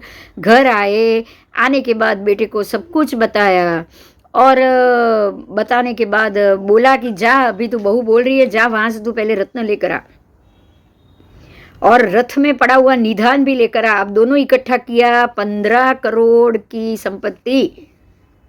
जैकपॉट। हाँ, वो भी तब अजितनाथ भगवान के वक्त में। बाप रे। ये सारा इतना सारा था कि सब बहू को मान देने लगे। देखो अब वो जो दुर्गा बोली वही हुआ कि नहीं? जो दुर्गा ने शकुन दिए वही का वही हुआ। घूमे भी, आहार भी मिला, मुख में आहार था तो आहार भी मिला। हाँ। और घूमे भी, घूम के वापस आए, दुर्गा फिर से बोली तो बहू को बोलने का मौका भी मिला। उसके बाद वो घर पे वापस भी आ गई। एग्जैक्ट चीज हुई। आप हर चीज को नोट करो। अगर आपके आसपास कोई पक्षी आके बोल रहा है तो कैसे बोल रहा है, क्या कर रहा है, वो सारी चीज नोट करो। ठीक है, चलो अब तो समय निकल गया। बहू खुश है, बेटा खुश है, शीलवती है, ये गुण और आबरू दोनों चीज उसके अंदर है। कुछ समय के बाद सेठ गुजर गए तो बेटा बना नगर सेठ। समझ में आया? हाँ। अब बेटा बना नगर सेठ। अब वो हरिमर्दन राजा ने बेटे को नगर सेठ बना दिया। अब नगर सेठ बनने के बाद अब जब भी कोई बात होती है, बुद्धि की बात होती है, तो बेटा अपनी पत्नी को जरूर पूछता है। पूछेगा ही ना, उसको तो मालूम पड़ गया कि मेरी पत्नी बहुत बुद्धिशाली है ना। तो अब ये नगर सेठ बन गया। सभा में, राज्यसभा में रोज जाता है। एक दिन राजा को दिमाग में एक सवाल आया। उसने अपने 299 कितने मंत्री, 299 मंत्री थे, उसको एक सवाल किया कि मुझे अगर कोई लात मारे तो मुझे क्या करना चाहिए। अगर कोई मुझे लात मारे तो क्या करना चाहिए। सबने अपने अपने हिसाब से जवाब दिए, लेकिन ये अजीत सेन ने बोला कि मैं आपको कल जवाब दूंगा। क्यों? क्योंकि बुद्धिमान तो उसकी पत्नी है, उसको पूछना जरूरी था। फिर वो घर पे आया, पत्नी को पूछा, पत्नी ने उसको ये जवाब दिया कि आप उसको आधा राज्य दे दो। कोई अगर आपको लात मारे तो आप उसको आधा राज्य दे दो। तो दूसरे दिन जाके अजीत सेन ने बोला, और अजीत सेन ने कारण भी पूछ लिया था। पत्नी से जवाब तो मांगा, लेकिन कारण भी पूछ लिया था, पत्नी ने बता दिया। दूसरे दिन राजा ने पूछा कि क्या करना चाहिए, बोलो।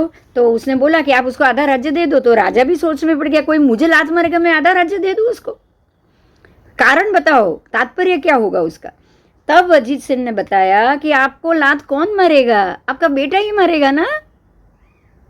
हाँ। किसी में हिम्मत है क्या आपको लात मारने की? नहीं, या तो आपका पुत्र होगा या आपकी पत्नी होगी। तो आपको तो वो लात मारने वाली व्यक्ति आ जाए तो उसको तो आपको आधा राज्य देना ही देना है। तो राजा भी खुश हो गया। और फिर उसने दूसरा सवाल किया कि चलो मेरे हाथी का वजन करके दो। अब हाथी का वजन बनाने के लिए तो बड़ा त्राजवा चाहिए। हाँ। हाथी का वजन करने के लिए त्राजवा चाहिए, बड़ा त्राजवा कौन लाएगा? तो ये भी अजीत सेन राजा ने अपनी पत्नी से पूछा। अपनी पत्नी को पूछ के उसने राजा को ये उत्तर दिया कि आप उसको एक काम करो, जो हाथी को एक नाव में बिठा दो, नाव को पानी में ले जाओ, जितना नाव जितनी डूबेगी वहाँ पे एक निशान बनाओ। वो निशान बनाने के बाद आप फिर से हाथी को नाव से उतारो, और जहाँ निशान था वहाँ तक उसमें बड़े बड़े पत्थर भरो, और उसके बाद वो पत्थर निकाल के आप उसका वजन करो। तो आपका हाथी, पत्थर का तो आप अलग अलग वजन कर सकते हो ना। हाँ, बस तो फिर आपको हाथी का पूरा वजन मिल जाएगा। राजा खुश हो गया। ये तो बहुत अच्छे अच्छे जवाब थे। और जवाब कौन दे रहा था? शीलवती जवाब दे रही थी। तो ऐसे ऐसे ऐसे ऐसे समय और आगे आगे बढ़ रहा है। और ये समय आगे बढ़ते बढ़ते अब जो बात हुई उसको जानना है। अब क्या हुआ कि राजा राजा का ये मंत्री बन गया, अब तो चहिता मंत्री बन जाएगा ना। हाँ अब तो ये मंत्री चहिता बन जाएगा, बिल्कुल चहिता मंत्री बन गया है। राजा उसको हर जगह साथ में लेके जाते हैं। तो शीलवती ने क्या किया कि एक कमल का पुष्प दिया अपने पति के हाथ में और उसको बोला कि ये मेरे शील का प्रभाव है। भगवान की पूजा से उसने लिया, जिनेश्वर परमात्मा की पूजा से उसने एक पुष्प लिया, अपने पति को दिया और ये बताया कि आप जब तक ये पुष्प कर्माएगा नहीं तब तक आप ये समझना कि मेरा शील अखंड है। ये शील का प्रभाव था कि ये कमल कभी भी मुरझाया ही नहीं। और अजीत सिंह हाथ में लेके घूम रहा है, हाथ में लेके घूम रहा है और हर जगह वो लेके घूम रहा है। उसकी सुगंध भी ताजा की ताजा है। सब लोग बहुत आश्चर्य है। समझ में आया? हाँ सब लोग बहुत ही आश्चर्य है कि ये क्या हो रहा है। तब राजा को तो सवाल होगा ही होगा, राजा तो पूछे बगैर रहेगा नहीं। और कोई पूछे तो वो ना बताए, सब किसी को वो नहीं बता था, लेकिन राजा पूछेगा तो बताना ही पड़ेगा ना, कारण क्या है। हाँ तो राजा ने पूछा और उसने ये बता दिया कि ये मेरी पत्नी ने दिया है और ये कहा है कि जब तक ये फूल मुरझाए नहीं मेरे शील को कुछ नहीं हो सकता। आप बेफिक्र होके बाहर रहो, राजा के साथ रहो। समझ में आया? हाँ हाँ।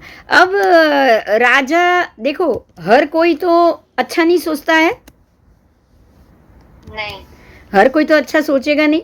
राजा ने भी यही सोचा कि क्या ये बात सही हो सकती है। उसने अपने मंत्रियों को बोला कि तुम लोग जाओ और ये तय करो, ये पता करो कि ये बोल रहा है कितना सच है। तो सब मंत्री, चारों मंत्री गए। अब मंत्री तो थे ही बेकार, मंत्री पहले से ही बेकार थे।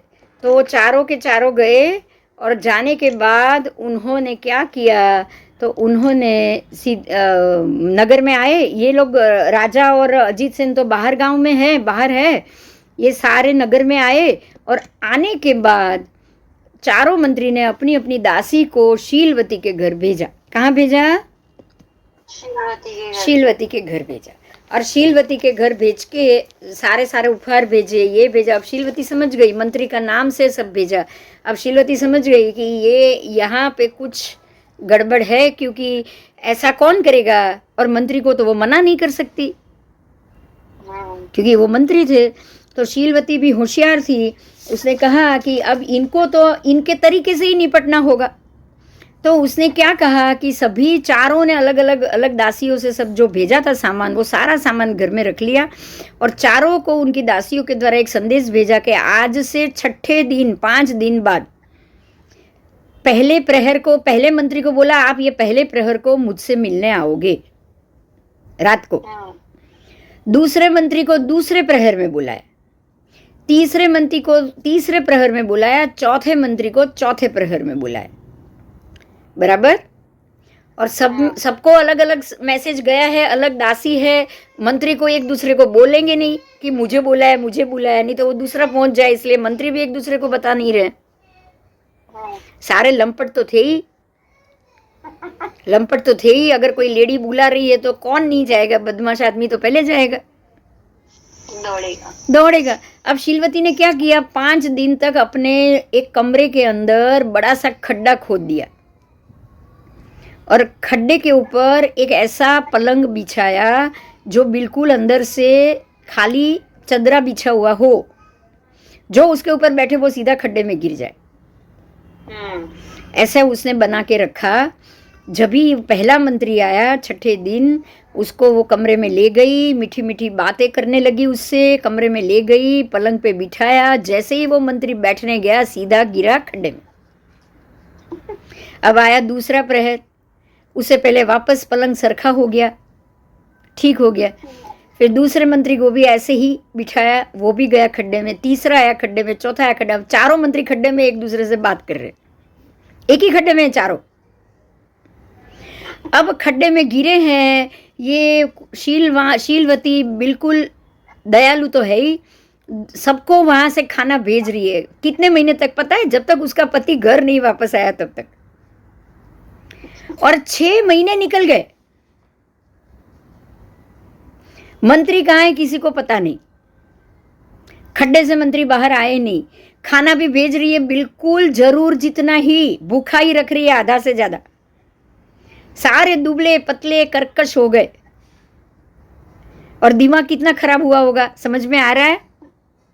बराबर खड्डे में ही सो, खड्डे में ही खाओ, खड्डे में ही पियो, खड्डे में ही टॉयलेट बाथरूम सब खड्डे में। क्या हालत हुई होगी। अब 6 महीने तक ये चला। 6 महीने बाद जब राजा और उसका पति घर आया तब शीलवती ने सारी बात बता दी और अंदर पड़े 4 मंत्री भी बता दिए। और पति को बोला कि ये लोग ने ऐसा ऐसा काम किया है, यहाँ आए हैं और यहाँ आने के बाद मेरे साथ ये व्यवहार किया और मैंने इन लोगों को अंदर डाल दिया। अब राजा को याद आया कि मंत्री किधर है।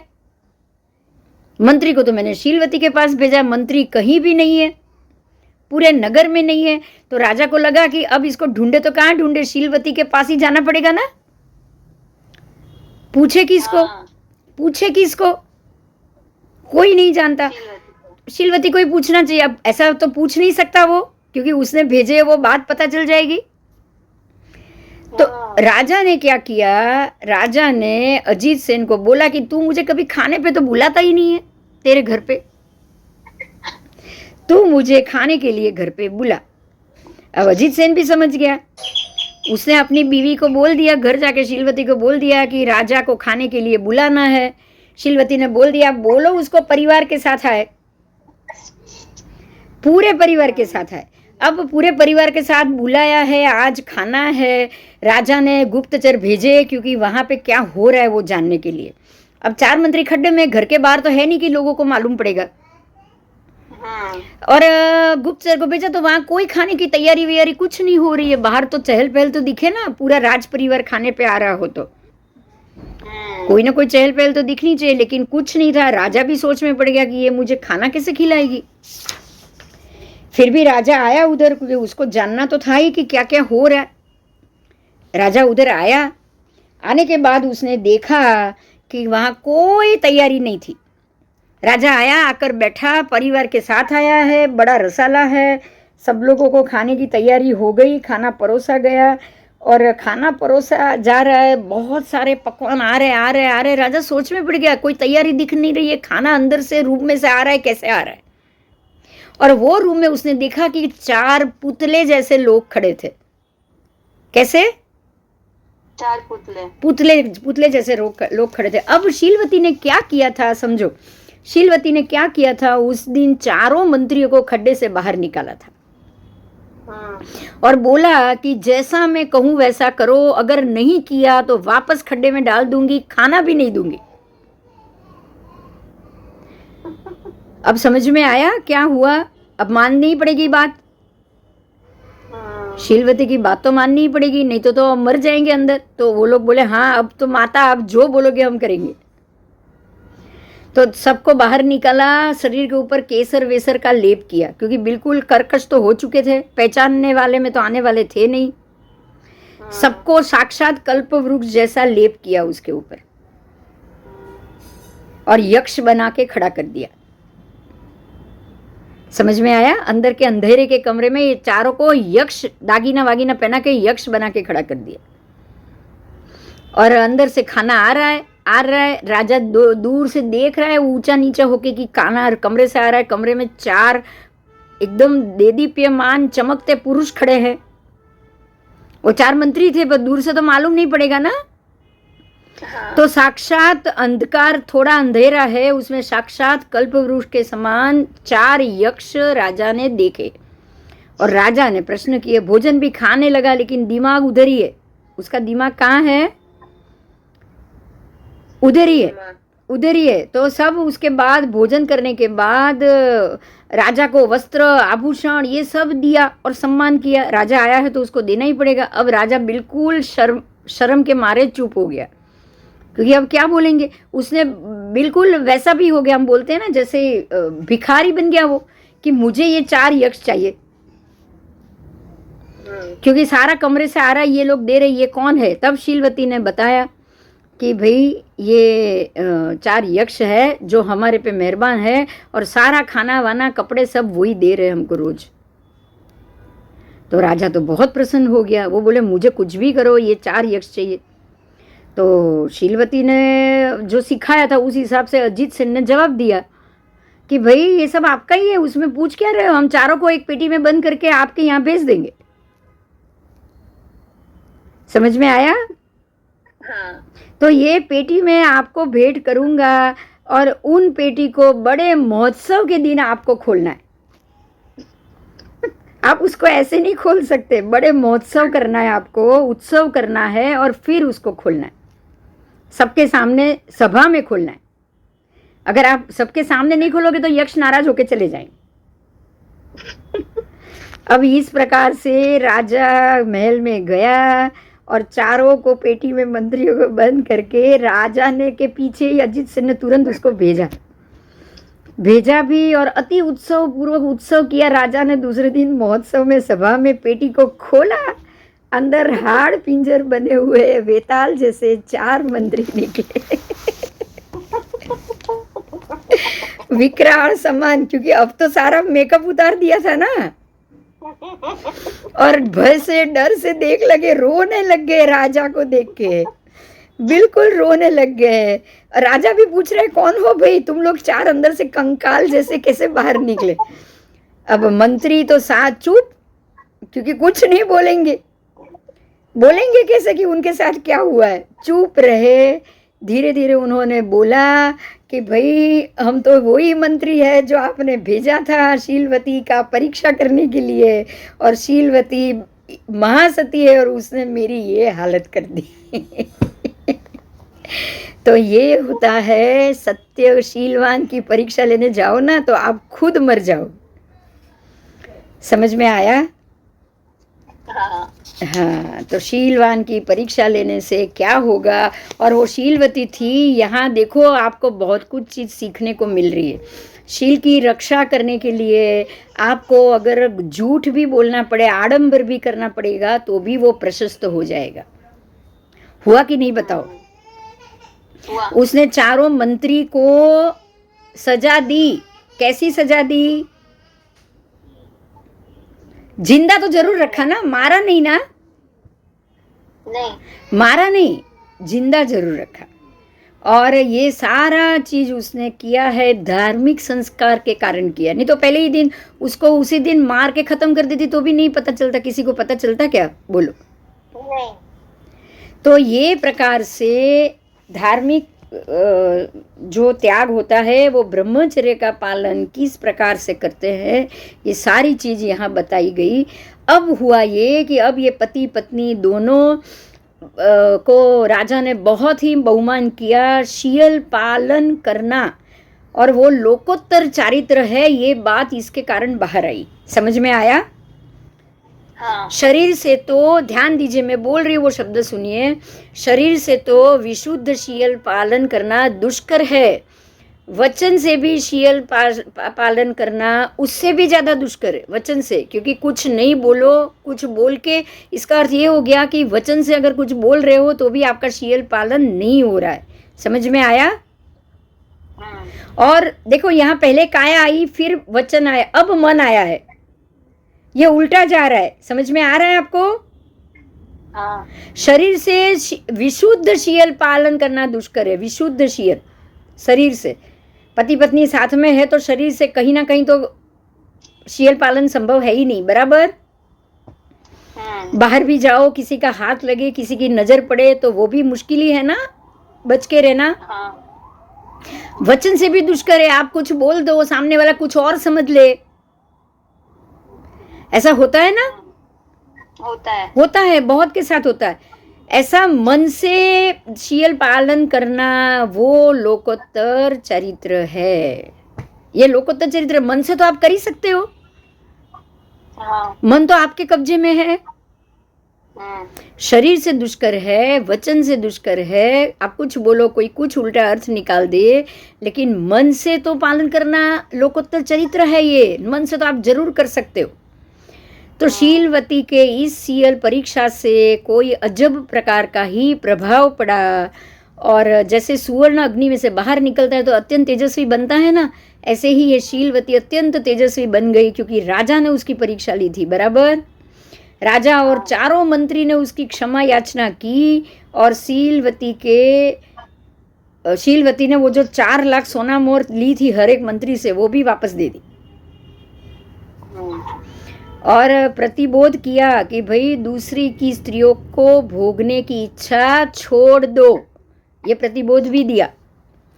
ठीक है, तो सतियों का मार्ग ही कोई अजब का मार्ग होता है।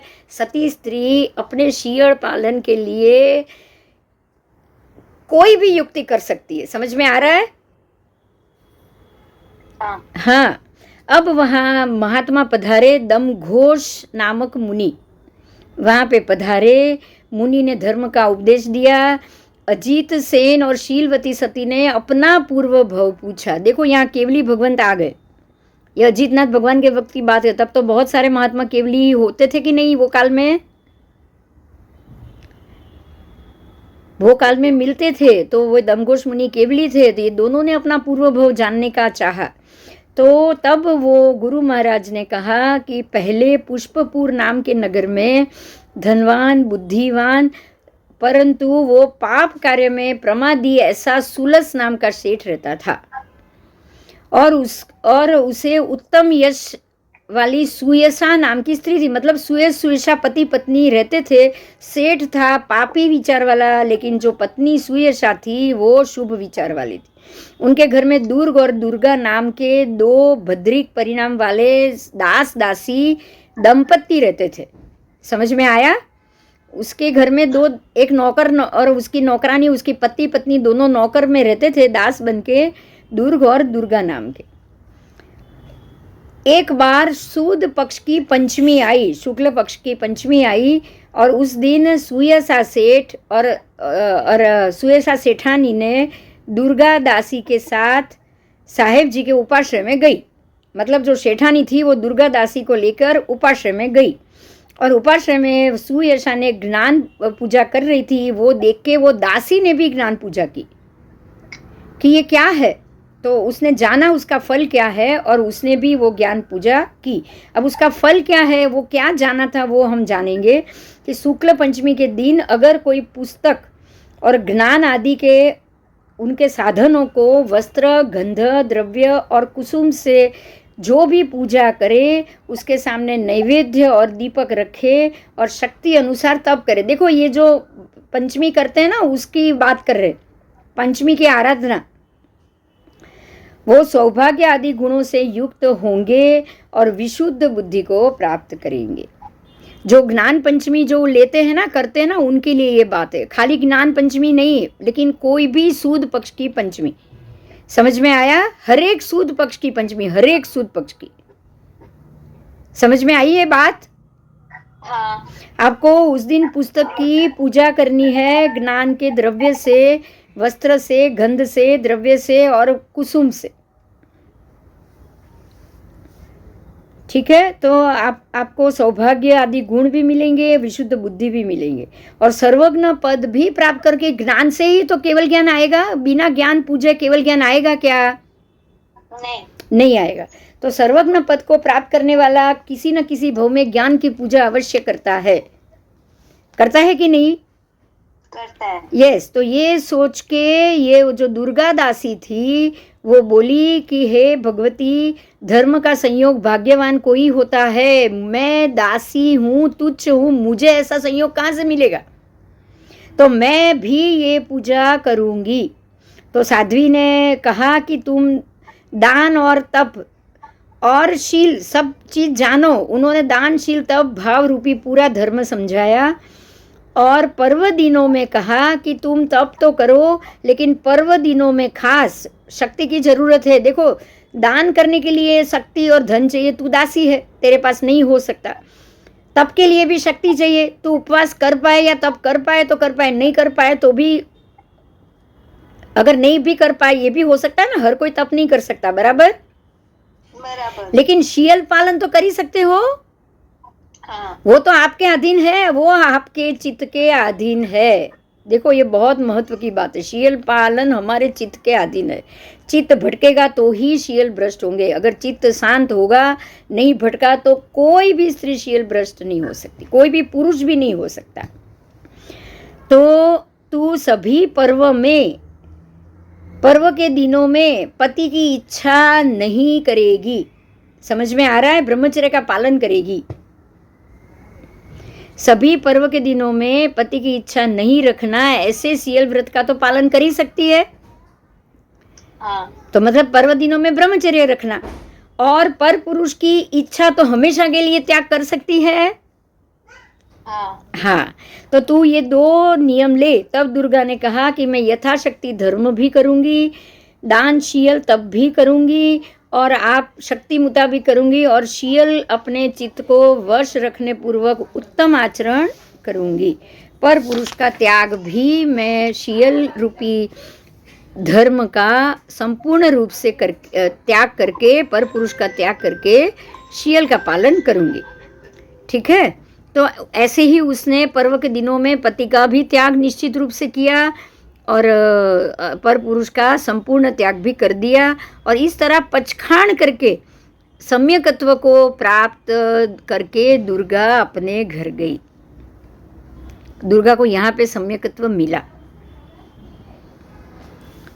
ठीक है। जो कुछ अपूर्व प्राप्त हुआ हो वो सब प्रेम के स्थान में शीघ्रता से कह देना चाहिए। ये कारण से दुर्गा ने घर आते ही अपने स्वामी को सब कह दिया। स्वामी को तो कहना ही पड़ेगा ना। दुर्गा के उस नियम की अति प्रशंसा करते हुए उसके स्वामी ने भी कहा कि सर्व पर स्त्रियों से मैं भी यावत जीवन त्याग कर देता हूँ।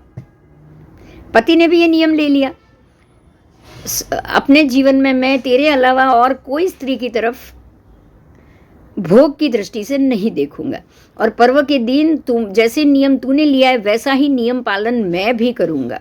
और इस नियम की आराधना से दुर्ग ने भी उसके पति ने भी सम्यकत्व को प्राप्त किया। तो दीपक के जैसे दीवे में से दीपक प्रकट होता है, ऐसे धर्म में से धर्म प्रकट होता है। आप धर्म करोगे तो ही धर्म उत्पन्न होगा। तो स्वाभाविक रूप से धर्म की रुचि वाले वो दुर्गा और दुर्ग ने तब से ज्ञान पंचमी की आराधना की, श्रुत ज्ञान की भी आराधना, पूजा नियम की, और सम्यक प्रकार से वो ब्रह्मचर्य का भी पर्व तिथि में पालन करने लगे। इस तरह सुधर्म की आराधना करते हुए दोनों देवलोक में, सौधर्म देवलोक में उत्पन्न हुए। वहाँ पे दोनों देव बने। वहाँ से आयु पूर्ण करके वो दुर्ग का जीव अजित सेन बना और दुर्गा का जीव शीलवती बनी। देखो अब समझ में आ रहा है, 3 भव बता दिया।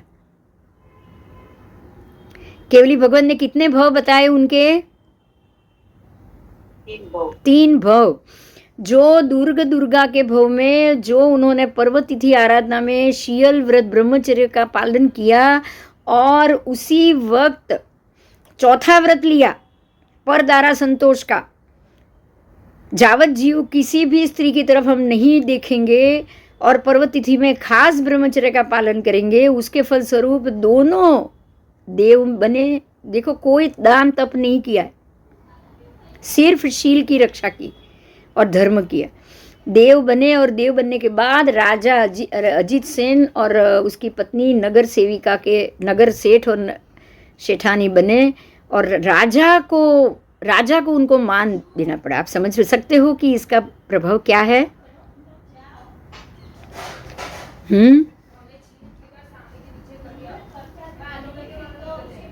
तो इस प्रकार से पूर्व जन्म में ज्ञान की आराधना से शीलवती ने मति ज्ञान की कुशलता प्राप्त की। अब शीलवती को मति ज्ञान हो गया है, और इसीलिए वो पूर्व जन्म के अभ्यास के कारण शीयल में दृढ़ परिणाम वाली बनी। पूर्व जन्म में शीयल का पालन उसने किया था ना, दृढ़ता से किया था ना, इसीलिए वो ये भव में भी वो दृढ़ता से किया, अब वो सुदृढ़ परिणाम वाली बनी।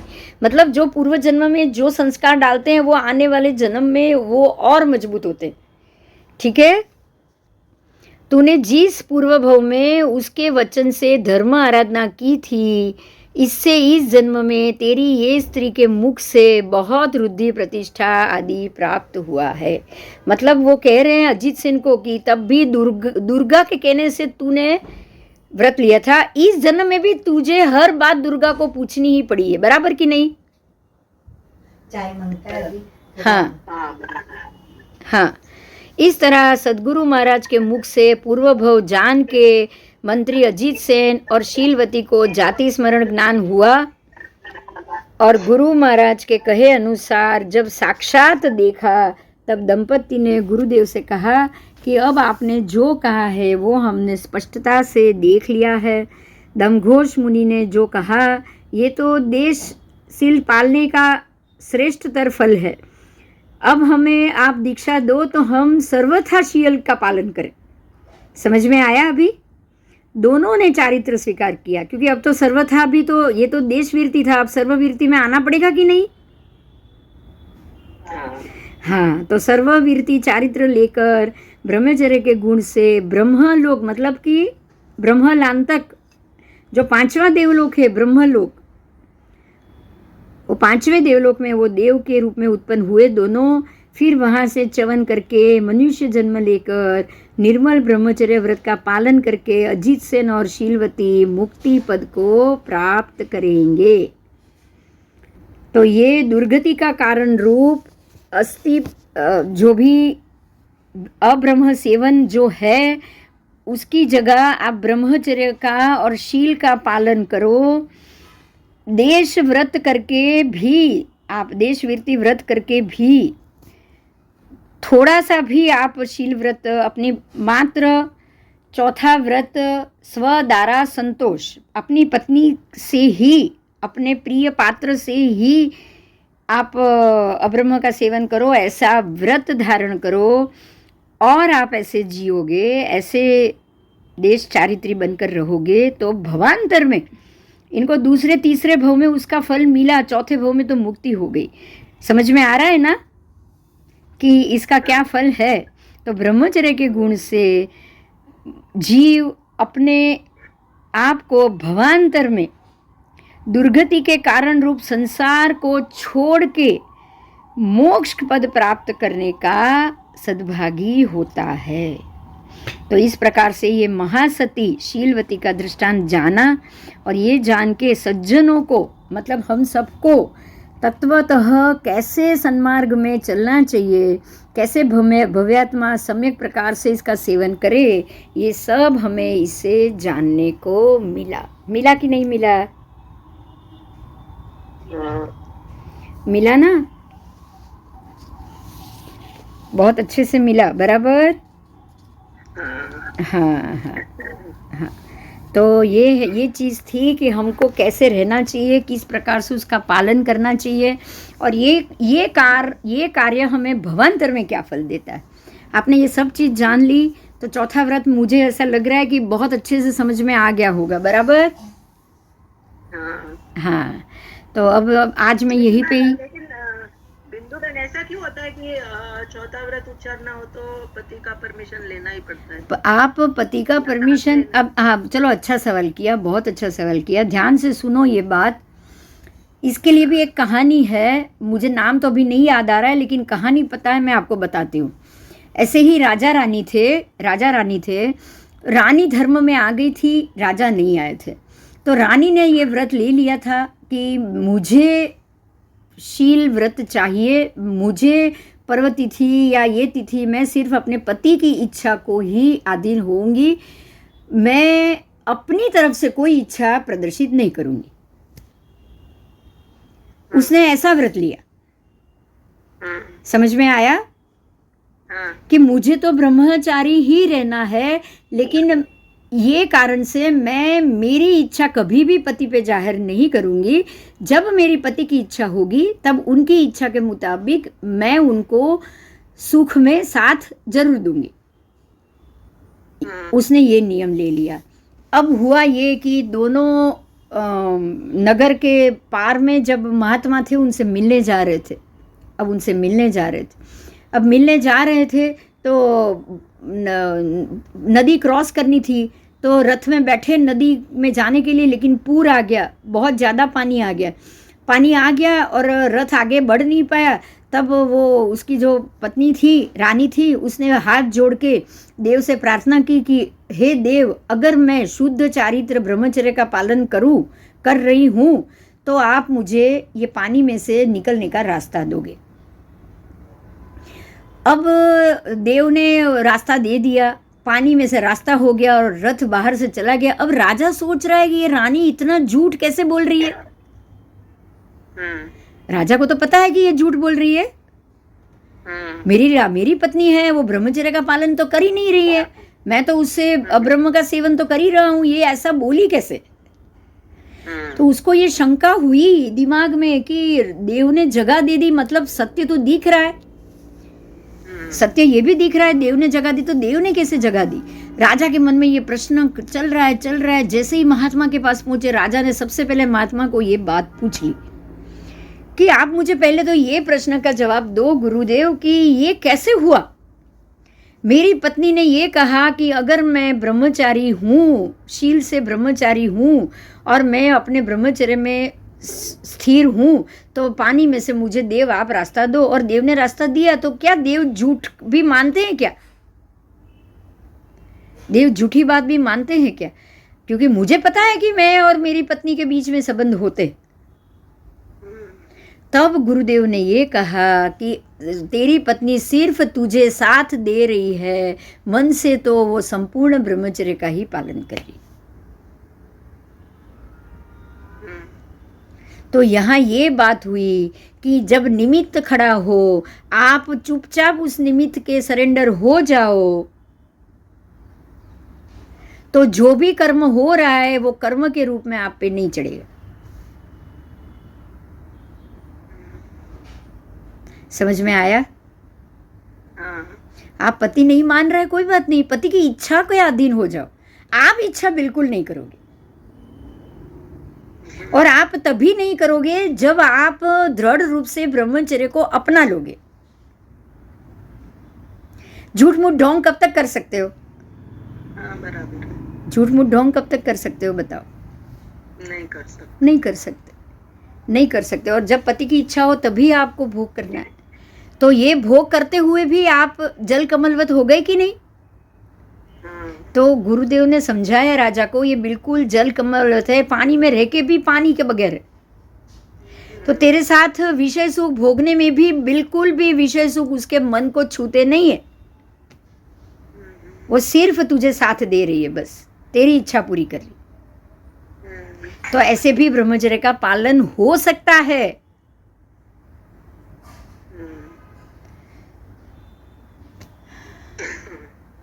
बोलो, अब कोई प्रश्न? जवाब मिल गया? अच्छा। हाँ, हमें मन से ऐसे रहना है, मन से ही। यहाँ बार बार एक बात आई, मन से ही शील व्रत आप दृढ़ता से कर सकते हो। वचन से आपको बोलना पड़ेगा, कुछ भी सामने वाला कुछ भी अर्थ निकाल सकता है, मतलब आपका बुरा बोलना हो सकता है, शरीर से हो सकता है, क्योंकि पति को भोग चाहिए तो आप मना नहीं कर सकोगे, मगर आपका मन तो निश्चल रह ही सकता है कि मुझे नहीं चाहिए, मैं इच्छा नहीं करूंगी। बराबर।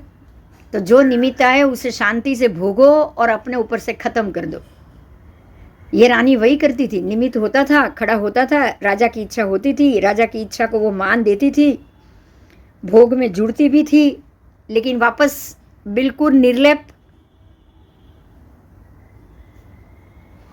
समझ में आ गया?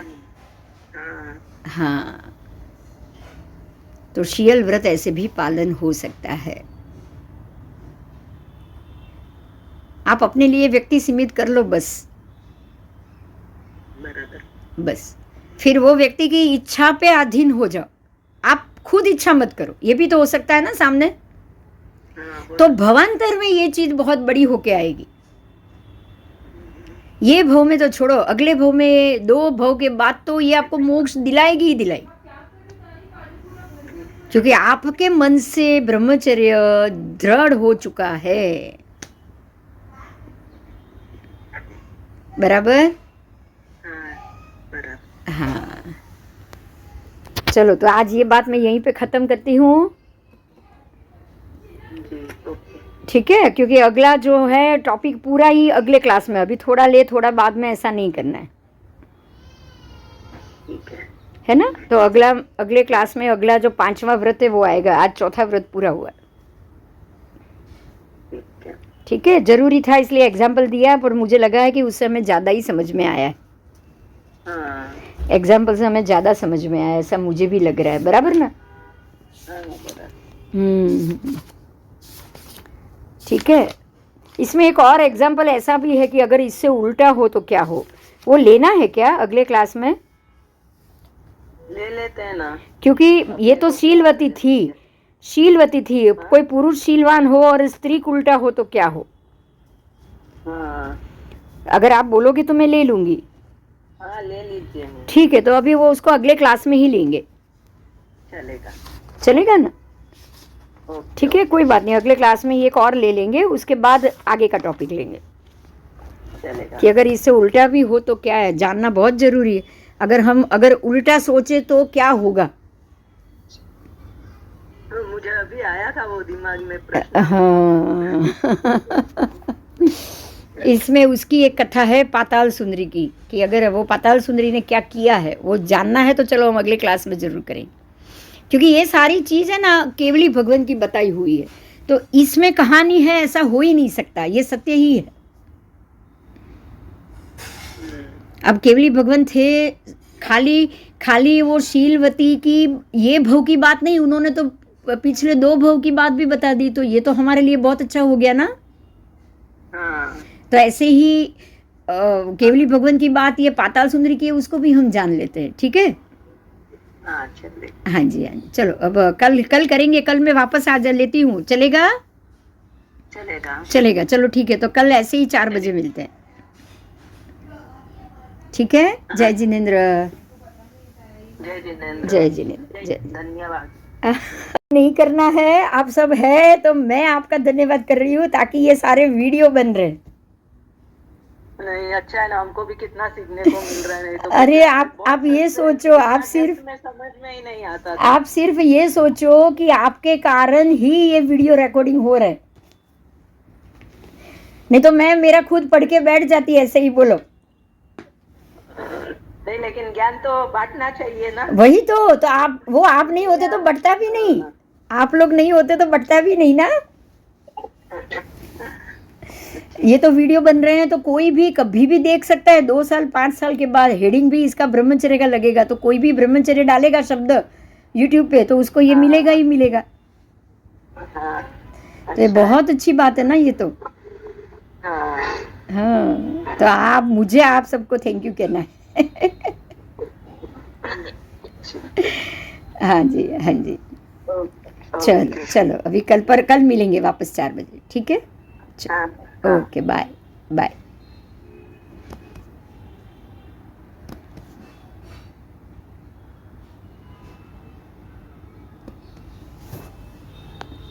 जय जिनेन्द्र। कल फिर से इसी श्रृंखला में फिर से एक कहानी सुनेंगे पाताल सुंदरी की। जो ब्रह्मचर्य का पालन ठीक से ना करो, किस प्रकार की और स्त्री भी होती है स्वरूप में, उसको हम जानेंगे। जय जिनेन्द्र।